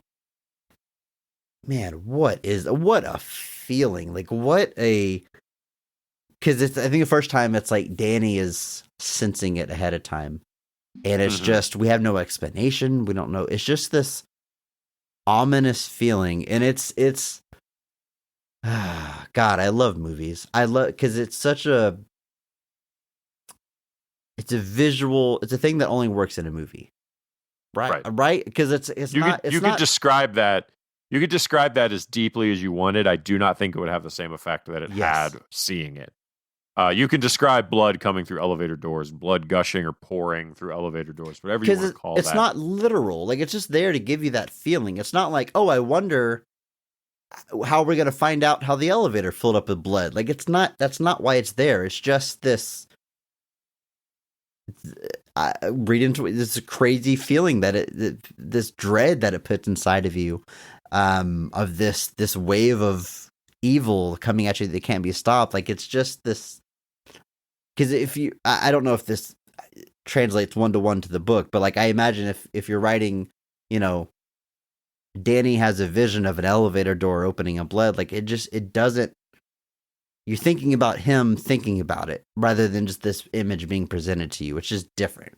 And I'm not, you know, books are great. They have their own things that they can do that movies can't, that, you know, but yeah, this is a movie podcast. I love movies. And this is just such a great example of visual dare I storytelling. say, it's almost like different mediums have different strengths on which they should try and focus. That's exactly right. Versus trying to adapt the things that work in film. Like, you know, this is like, you know, you get it all the time. We're like, you know, the idea of a comic versus a movie versus a book, like why they're different applications. Like a comic has no budget. The comic is the limit of the artist's storytelling, the artist and the writer's storytelling. A movie is the director's vision as painfully realized as it can be by the technologies of the time. Whereas again, a book, you're not even constricted by crafting an actual visual. With a book, you can combine a whole lot of different things together. You can create a sense of dread, a sense of wonder. You can create horrific imagery without having to give it a firm shape. So all these different things to do it. But that image in particular in The Shining, like, is just fantastic. It's like you said, it's one of those things that when you talk about the success of film or what film is used for, it's perfect. It creates that sense that, you know, just that ominous sense of dread. Yeah. That this is going to go badly. And I'm going to use that to segue into my next point, which is that something I've always found very interesting about the film is that for the longest time, and this is something that's been debated very heavily, is basically, is it ghosts? What is it, basically? Yeah. You know, there's a throwaway line at the beginning of the movie that the hotel was built on an Indian burial ground. Also, an endless joke of all time was sort of reused in Poltergeist, where they didn't move the bodies. I mean, this can't be the first instance of that, is it? But it's got to be. I'm sure it's not. It's probably not a cliche at this point. When on release, it probably wasn't. I would imagine a cliche not. yet. But Poltergeist comes out, I think, 2 years after this in '82. Does the same thing. But so you get that when you think about it, but extremely, massively, extremely. The idea that, you know, first off, the idea that we would be so disingenuous to the Native Americans just build stuff on top of their burial grounds, but also too that just like that would cause them to want to do irreparable damage to people. Like the spirits would suddenly be like, well, I guess you're staying at this hotel built on the burial ground. Time to get my revenge. Time to put on a bear costume and give a man a blowjob just to freak you out. I was going to say, also, none of the ghosts we see in this movie are Native Americans, so I guess they can't be that mad about it. It's but either way, you get that throwaway line at the beginning, and that's kind of the end of it as far as quote unquote explanation, why. Like explanation why, and it's not given a lot of attention. They mentioned that they did it, and there was some attacks or even some kind of pushback from the local indigenous groups, and that's it. Now, the rest of the movie, it's been pointed out that almost all of Jack Nicholson's interactions with ghosts are when he's looking at reflective surfaces of some kind. Either he's facing a mirror, whether it's the bar, whether it's the ballroom, whether it's the bathroom, whether it's the shiny door in the pantry. They point out that anytime he sees a ghost, he's looking at a reflective surface. And so the idea sort of being presented there is that they are presenting the notion that maybe they're not actually ghosts. He's just sort of seeing them. Now, this gets undone throughout the course of the film, I see. The biggest key against this is how he gets out of the pantry, because he has to get out of that. Well, he is physically locked in there. I like this, by the way. I haven't really dived into this, but I mean, Shelley Duvall sees ghosts, and she sees the lobby full of skeletons. Like that kind of undoes it for me. To a degree, yes, but then you have the same motion that at that point she's terrified and hysterical. Could she, is she seeing things that aren't there, brought on by this kind of hysteria that she's facing? Okay. But then Danny sees things. But Danny has The Shining. Right. So is he actually seeing ghosts, or is he seeing visions of the past, visions of the future? What Danny sees and what Jack sees are very different, because we learn about the murders, and Danny is clearly seeing the specific murders we learned about. Right? He's seeing the twins. He's seeing the sisters. Well, you get 237. 237 is where they have a little bit of overlap, sort of. Yeah, but you don't see Danny in the room, which is very interesting. You don't see Danny in 237. You don't. So you have no idea what he's seen. But anyway, but that's another interesting piece of it, is they're all seeing different things. Yeah. Which I think also lends itself almost both ways. Like, it could almost lend it to that they're all seeing different things brought on by their own individual traumas. Yeah. Or that the hotel is purposely not letting them all see the same thing to draw it out. You could play it either way. I think this is now, I ultimately am on the side of there is something strange in the Overlook Hotel, and you're gonna call me, Andrew. Yeah, exactly. Somebody else. Sick Casper reference, Andrew. You know my references, only the deepest. But I've always liked this approach, because until Jack is let out of that pantry, you can almost say that none of it's real. You can you could create an argument crafted sort of around the idea that Jack Nicholson is just slowly descending, whether it's brought on by the hotel, the isolation, the cabin fever, whatever, and that is a trauma that is being impacted around him. Now, The Shining is still a separate thing. That is essentially seen as the source of everything that Danny sees. So it doesn't necessarily mean the hotel is haunted. It just means he's seeing bad things that have happened here in the past and in the future, potentially in the future. Now, with Shelley Duvall, like I said, she doesn't see anything for a long time.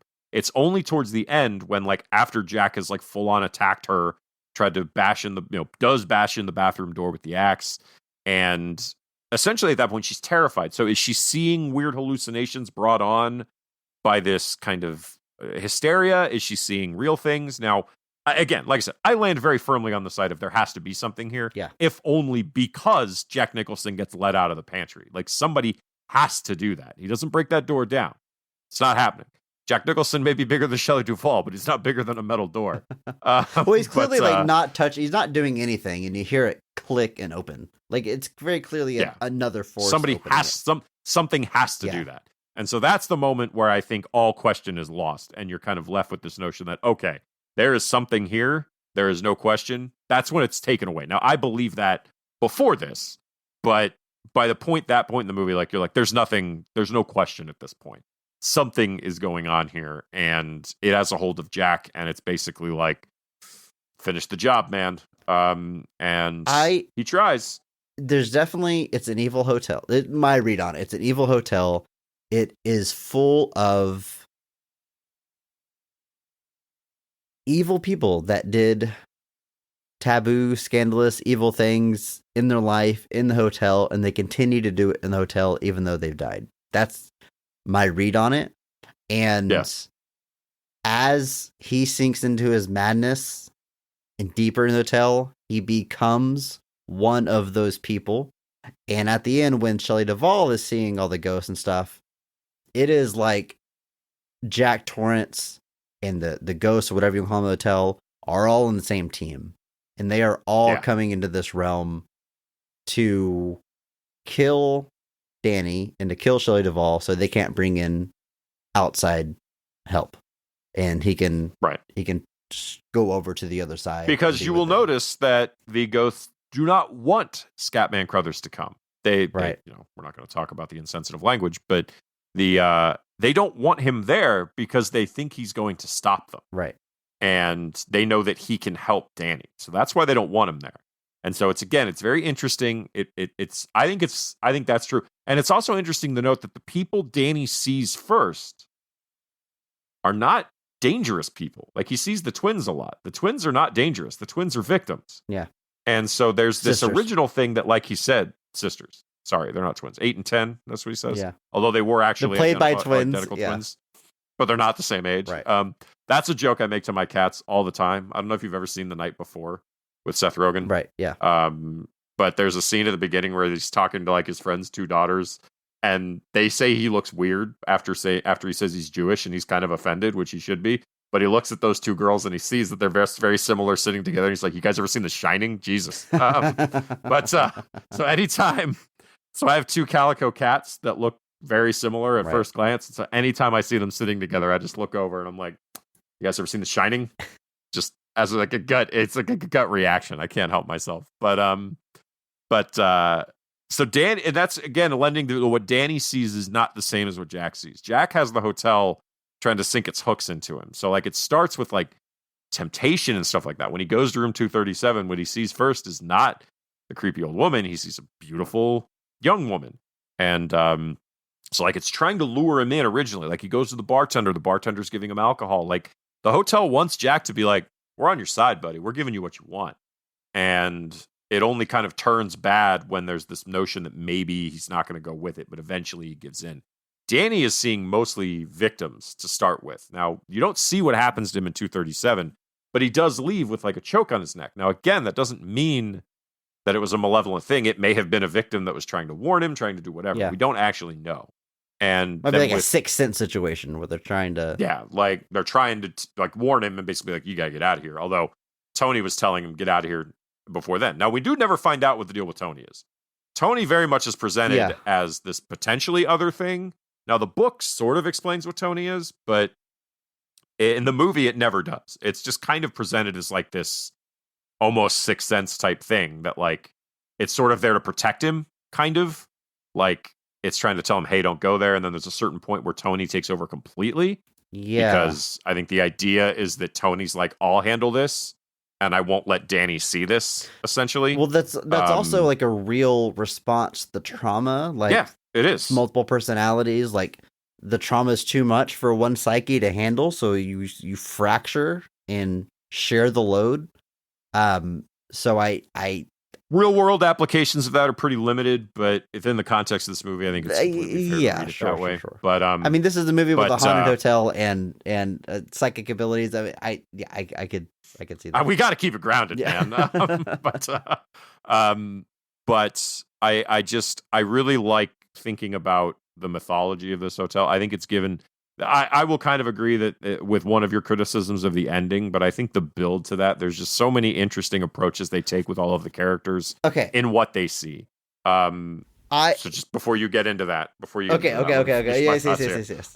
You see me whining. So I saw it coming. I was like, let me get my positive stuff out of the way here. But I just appreciate that the movie presents the experiences in the hotel as so different. Like Jack is obviously seeing temptation and then eventually just being driven down and pulled down potentially against his will. We're not really sure on what finally trips him there, but you've got all his real life trauma that he's facing, like the things that he's done, the things that he's trying to battle against. Is he battling against them for the right reasons? Is he denying it to himself? Who knows? But the hotel exploits that, gives him some of the things that he wants, and even if he tries to resist it, eventually says, "Doesn't matter, we're taking you anyway."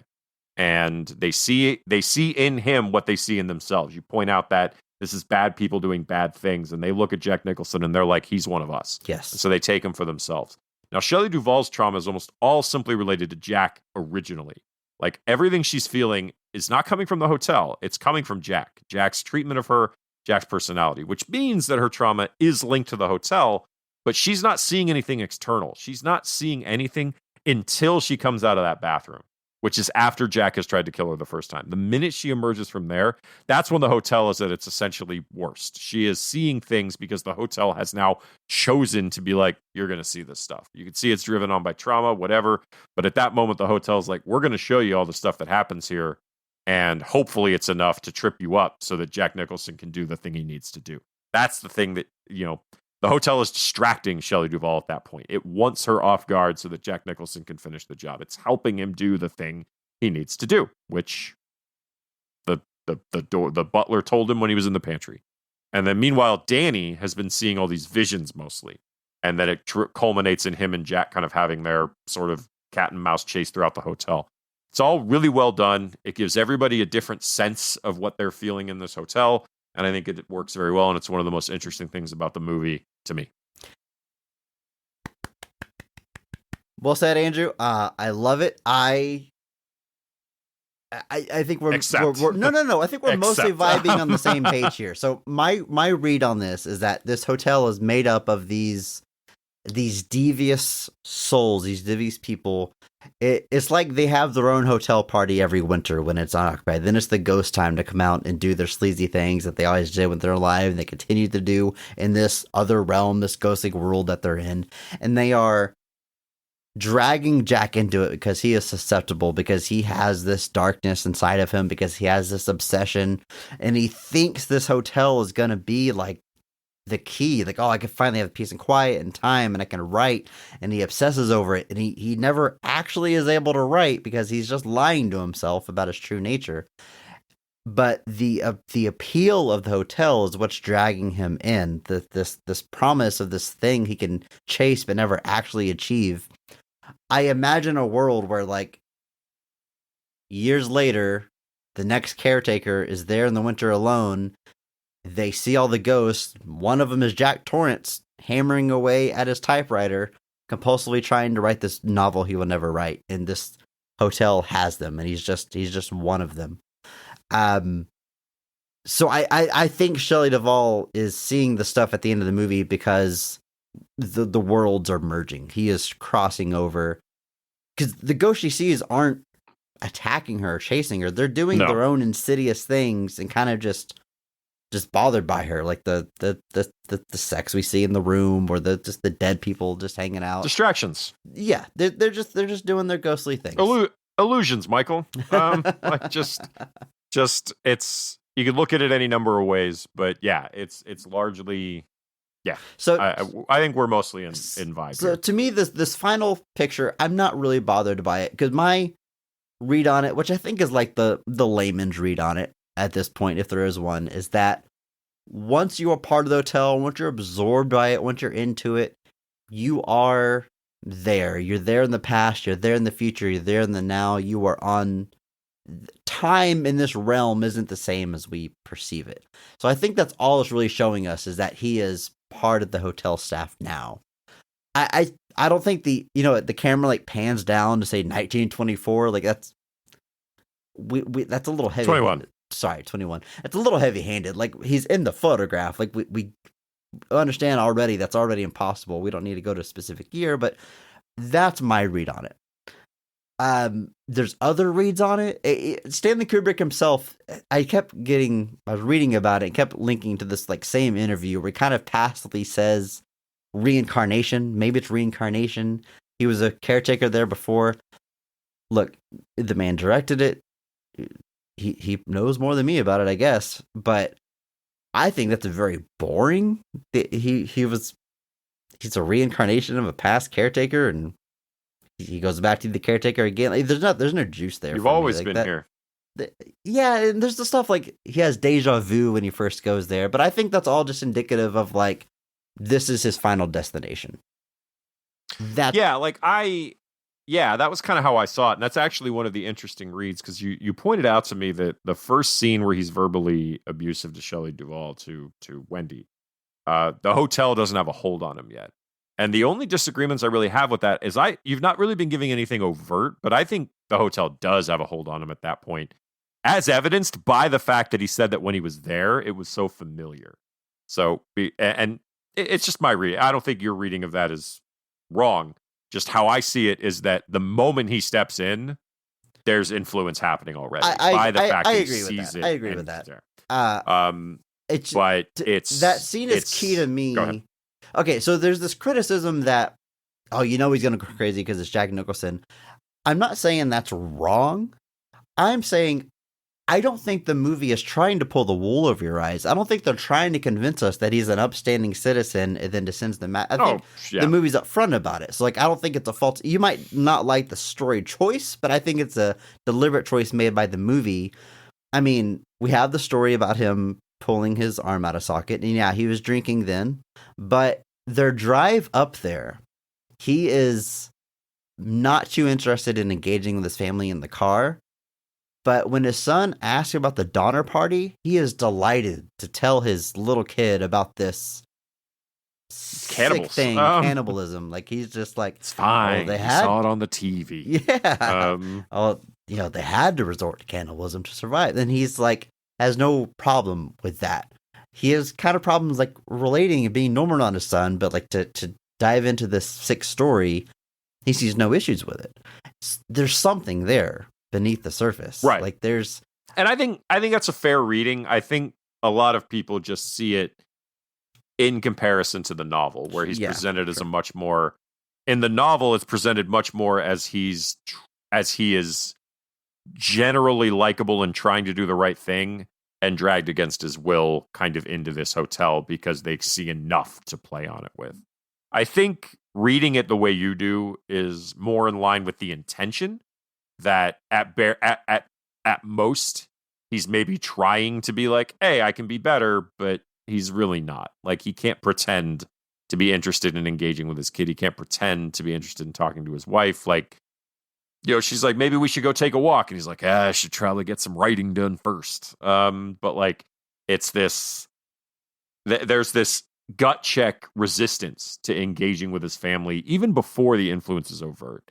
And I think that's not an improper read of it at all. The only scene, and I mentioned this to you, I think, before we started recording, where there is a moment where I think he is sympathetic, or at least they're giving you this mild sliver that just maybe there's something going on, is he's got this scene where he's like laying down at the table, he's asleep, and he's like crying out in his sleep. And Wendy comes running and she wakes him up.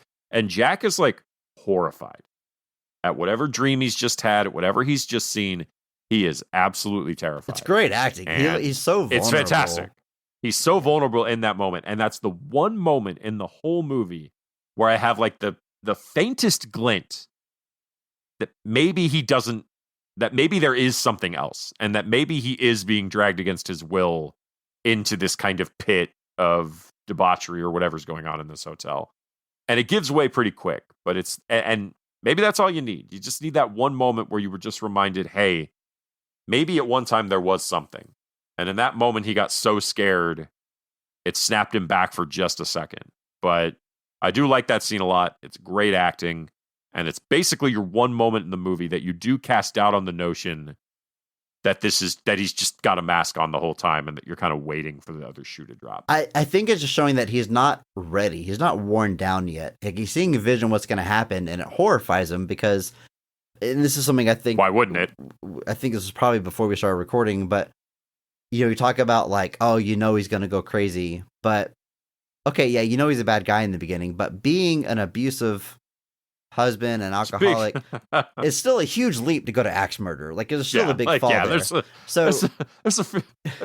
a good little river you got to cross to get from one to the other of that. So to me, I completely, that scene where he's horrified, he's a bad guy. There's darkness underneath, but he's still repulsed and scared of this thing happening. And obviously by the end of the movie, he's embraced it. He knows that's what he has to do.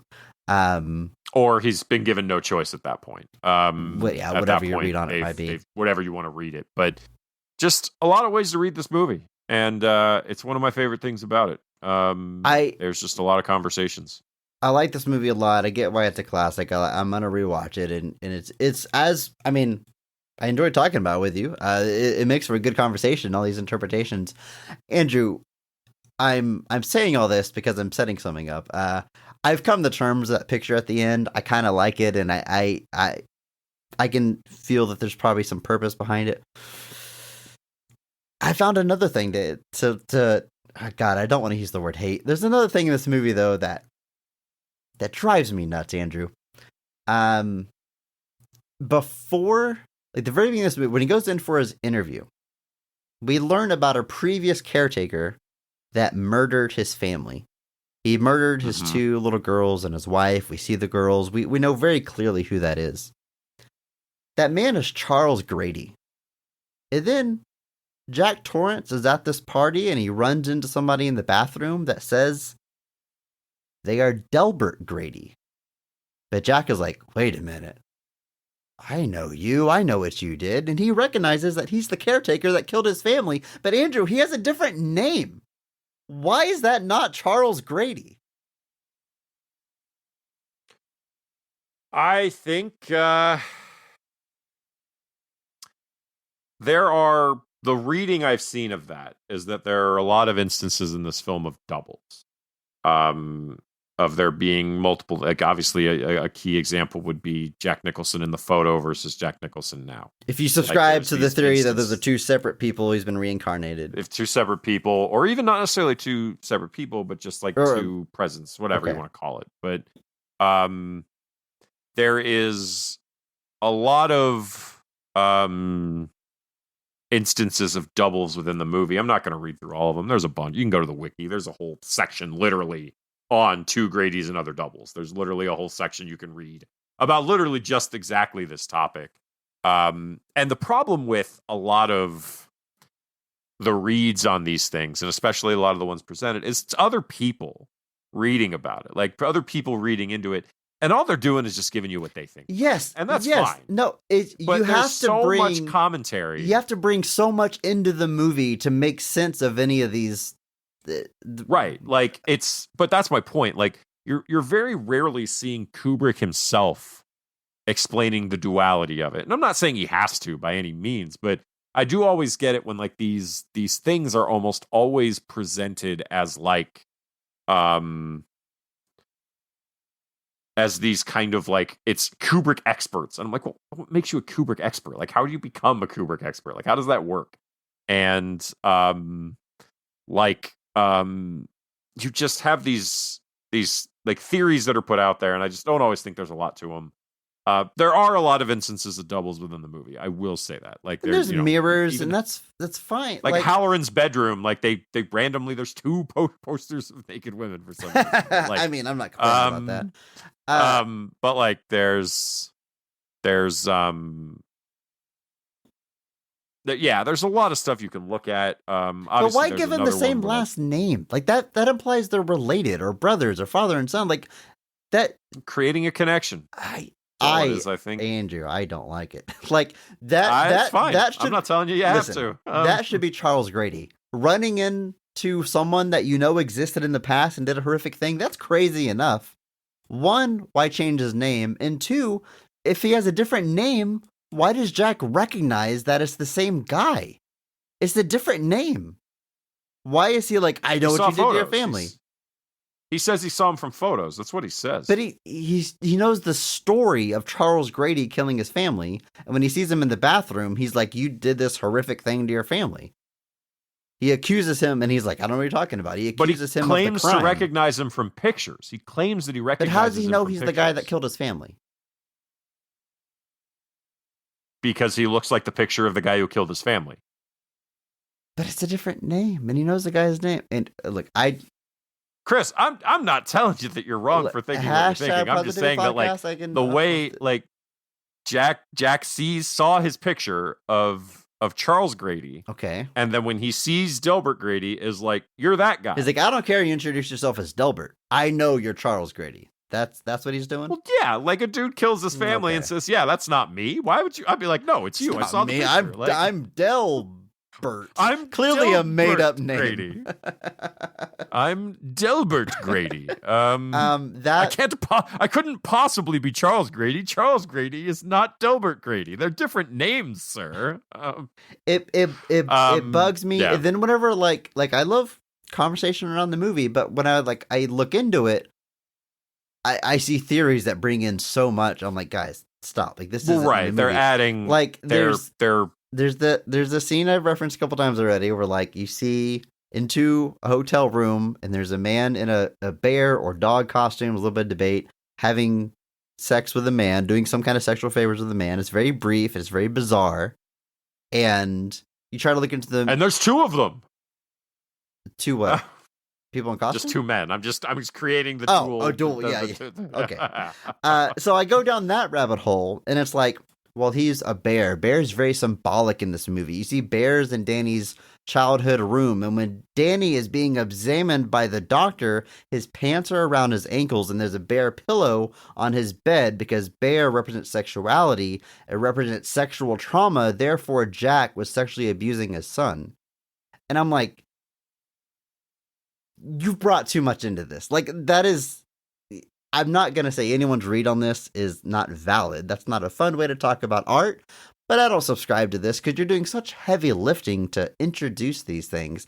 If you have to make up like significant lore for your theory to be true, it can't possibly be true as far as I'm concerned. Like if you have to create a whole like if you have a point and you have the movie and you have to fabricate like 10 steps to get there, it's not the case. It's not how it works. Like I think the citizens of the citizens, the Denzians, whatever you want to call them, of the hotel, I think they do get looked at a lot when all they're supposed to be is just unsettling. Like they're just supposed to be these glimpses of the past, these glimpses of the past of people that did, not that there's anything wrong with the dude in the dog costume doing stuff with the dude in the suit. There's nothing wrong with that. Do your thing. But it's it's a movie that I think has conversations that are completely warranted and interesting, as evidenced by some of the conversations we've had. But I think by the nature of that, it gets overanalyzed, and stuff that doesn't have a real explanation gets analyzed, and people try to create explanations when sometimes they just do things because they feel like it. I went down this great rabbit hole with the photograph at the end.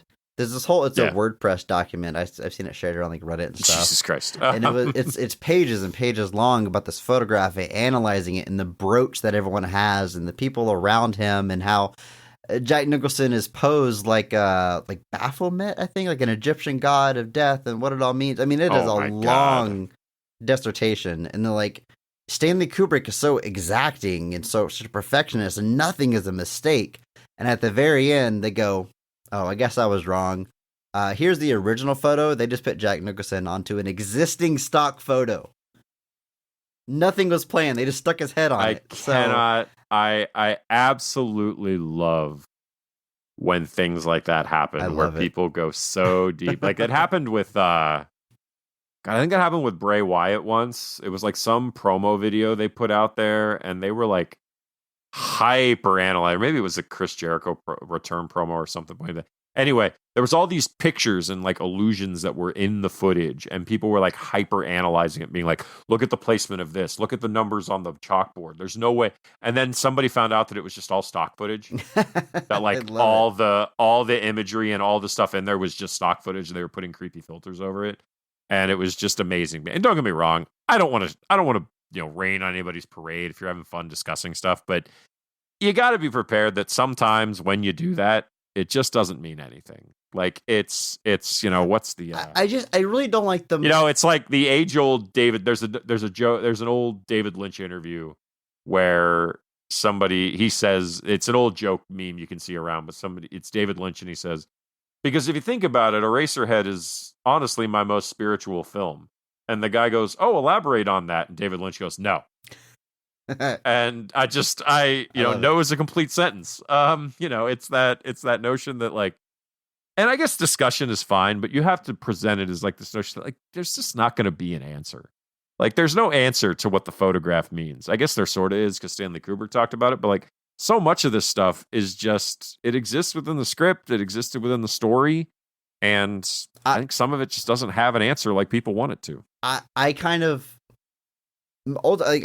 discussed my read on this, but ultimately, if you want to really push me for like what's happening here, I'm gonna go back to The Thing, where Childs is pushing McCready to explain, well, how's it do that? How's it copying us? And he goes, I don't know, because it's from outer space. So like, I don't know. It's a haunted hotel. Like, I can't tell you the science of what's happening here. It's a creepy place. I don't know. Like, the whole point is it doesn't make sense. You're asking for, or as the age old saying goes, you're asking for a rational answer to an irrational situation. Yeah.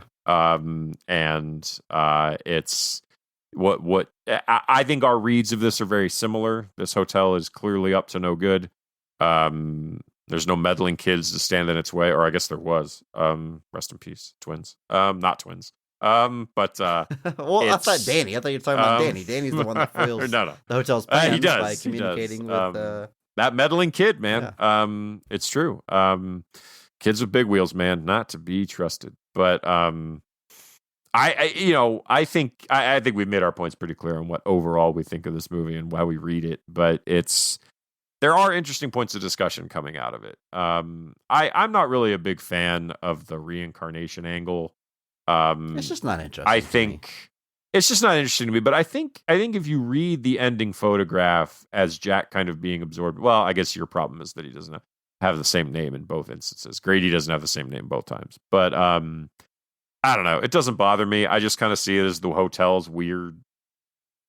It's just what the hotel does. Like, you're part of our group now. Yeah. We can't just have you have the same name as a mass murderer. You have to have a respectable name like Delbert. But yeah, there's a lot of stuff to talk about here. I won't deny that, but there are definitely, I mean, that's true with any, like Blade Runner's got plenty of discussion like this, where there's people that have, I mean, the whole is Deckard a replicant we don't debate need to go there again. It's completely manufactured. Yeah. Like it's completely made up. Like it's nonsense. But anyway, I got nothing else to say, man. I think we covered it. I've come around this movie very hard. I'm a fan. Look forward to watching it more, discussing it more. And the 4K looks amazing. Literally, the movie started. I thought they did that. I thought it was a what do you call those little videos?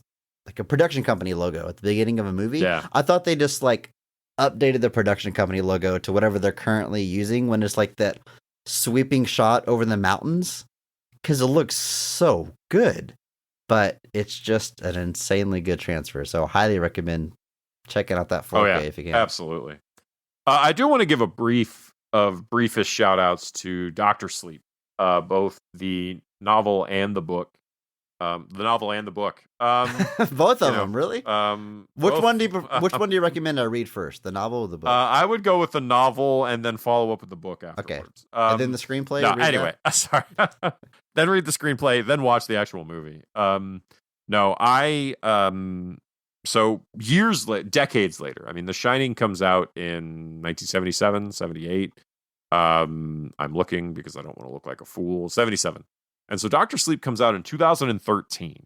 So it is full on like 36 years later that he decides to go back based off the very simple premise of who does Danny Torrance grow up to be? How would you reconcile the events of The Shining as a child with the rest of your life? And the short answer is not great. Turns out having your dad try to murder you with an axe leaves some permanent scars. But it is the book, I think, is very interesting. It's obviously not quite as it's a different type of story than The Shining. But it's about Danny as an adult. There are flashbacks to some of the stuff that happened in the aftermath of The Shining. But I also do want to shout out the film of Dr. Sleep. I mentioned it obviously a little bit ago with talking about Danny Lloyd, but I think it's a really, really well done movie that tries to actually bridge that gap between the Shining book and the Shining novel. Stephen King actually is a fan of the Dr. Sleep movie, and he actually does appreciate that Mike Flanagan kind of went out of his way to create something that functions essentially as a sequel to both the book and the movie. Like obviously it can tie into aspects of the movie. It does end up at the Overlook Hotel, but it works functionally to the book as well. So Mike Flanagan wrote and directed that, did a very good job with it. Ian McGregor plays the grown-up Danny Torrance. Rebecca Ferguson plays our villain Rose the Hat. Just absolutely terrifying. Alex Esso steps in, does play Wendy Torrance in that movie because they do have some flashbacks and versus trying to like it was a tough decision because they were like, we could de-age people, we could try to use like outtakes or something, but it wasn't really going to work. And they were like, it's not going to work super well. So they ultimately went with the option of recasting. It was a little controversial. I think it works though. There's not a whole lot of them, but I think like Alex Esso in particular, as Wendy Torrance does a good job. There is a sort of Jack Nicholson that appears in the film as well. Won't say any about more of it, but it is obviously not. I'm not going to say anything else. I picked up Dr. Sleep a while back. I haven't watched it yet because I wanted to do a revisit on The Shining, which I now have done, and I want to watch Dr. Sleep. Andrew, I've never seen it. Do I watch theatrical or do I jump straight to the director's cut? Sure. Andrew, I'm asking you to make a definitive decision for me. I think if you could erase I would watch your brain and you experienced it for the first time, which one would you want to experience? I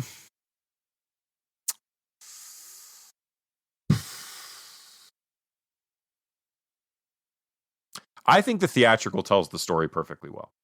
Okay. I don't think the director's cut is bad, and I don't even necessarily think the extra scenes are bad to see, but I think the theatrical on that one was pretty good.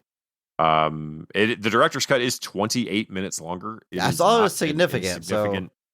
So I mean, I think you could go either, but like I really don't think it matters. Okay. In that regard, I would maybe go director's cut just because then you're getting everything. There's no question at that point. You're seeing the full intention. The only thing I would suggest, though, is that if you watch the director's cut, it's going to be like 3 hours long. It's a long movie. So in that regard, maybe do the theatrical. But I just will say, I do like it a lot. Rebecca Ferguson is very, very, very unsettling in it. Ian McGregor is great. A lot of great performances. Carl Lumbly does step in as Dick Halloran. Does a pretty good job with that. They do manage a way to kind of find him into the story as well. So there's a lot of great performances top to bottom. I highly recommend it.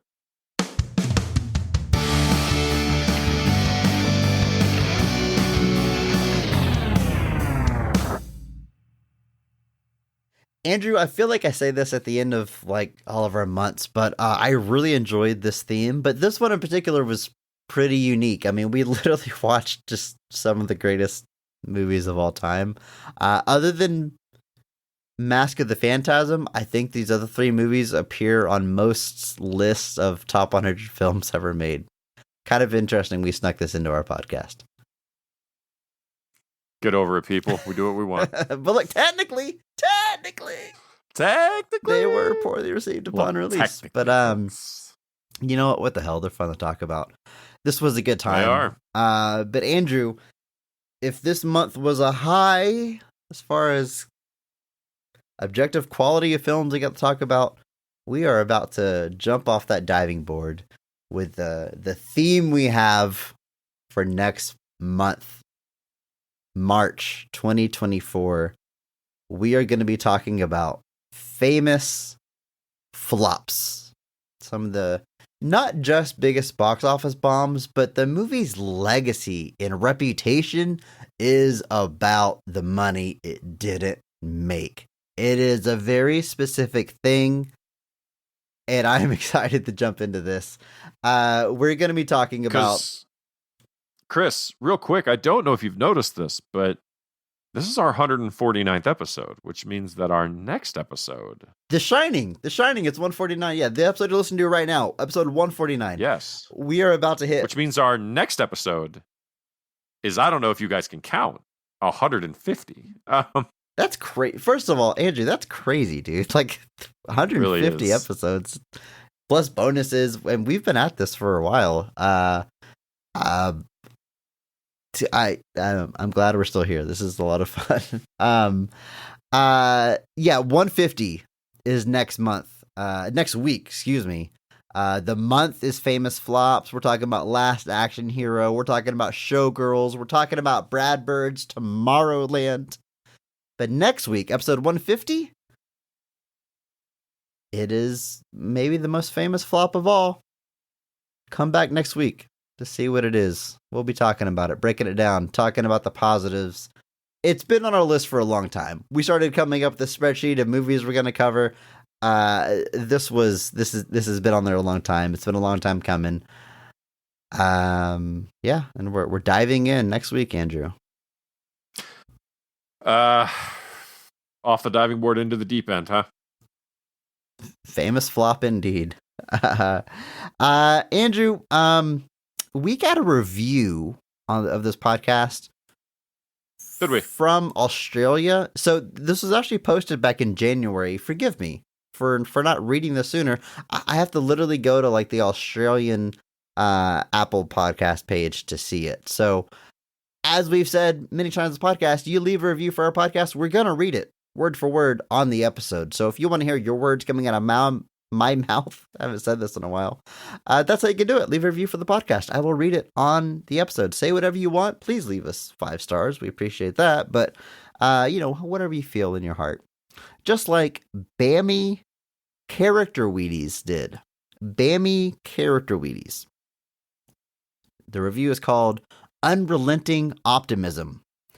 Excellent podcast with a couple of friends who not only find the best in mediocre or poor movies, but actually make compelling arguments for the good in them. It's very easy to listen to, and there are some good laughs to be had. This podcast is fantastic, light entertainment that doesn't take itself too seriously. Bammy, thank you so much for those kind words. That is, I think, a great distillation of our podcast. I do take offense at you saying that we don't take it too seriously. I take this very seriously. Every time I do a celebrity impression, I try to be spot on. Every time I say the word gravitas, I try to convey the very essence of that word. But otherwise, I like what you're saying here, and I appreciate that you enjoy it. I hope you're still listening. This review's a few months old now, so I hope you're still hearing this. Sorry, it took me a while to get around to it. Thanks for the review. Yeah, thank you. It's always nice to hear that, people enjoy what we're doing. Just always nice to hear that, the message that we're trying to put out there is being well received by folks and all over the world, apparently. So even better. We never could have imagined having this kind of following when we started doing this. And I know it's obviously not, we're not living like kings off of this podcast, but the following we have, we appreciate every single one of you guys. We're glad that you're here with us, and we're glad that you still enjoy what we do. I certainly enjoy making it, Andrew. I read a review. I should do all the usual things we're still on podcast, right? Hey, leave us a review, rate, review, and subscribe. Hit that notification bell. What else? Check out our store on TeePublic. Get a shirt with our logo on it, or a mug, or a cup. I'm supposed to be doing this every episode, but I'm very bad about doing these plugs. Follow us on social media. All that good stuff that everyone says at the end of every podcast episode. Just pretend I say it all the time. Thank you. Episode 149. What a milestone. Next, episode 150. An even bigger one. I can't wait. I'm very excited. Can't wait for everyone to hear it. Join us next week. And until then, just remember that maybe not every movie is great, but all movies have greatness. Thank you to Mark Benavides for singing our theme song. Check him out on Instagram at NotThatMarkAnthony. And thanks to Mitch for the music. You can follow him on Twitter at I'm a Biggie Boy, and check our show notes for the SoundCloud link. Check out our store on TeePublic for some Best of the Rest merch. And if you enjoyed this episode, please share it with a friend, because that is the only way that we grow. Follow us on social media at BOTRcast. Thank you.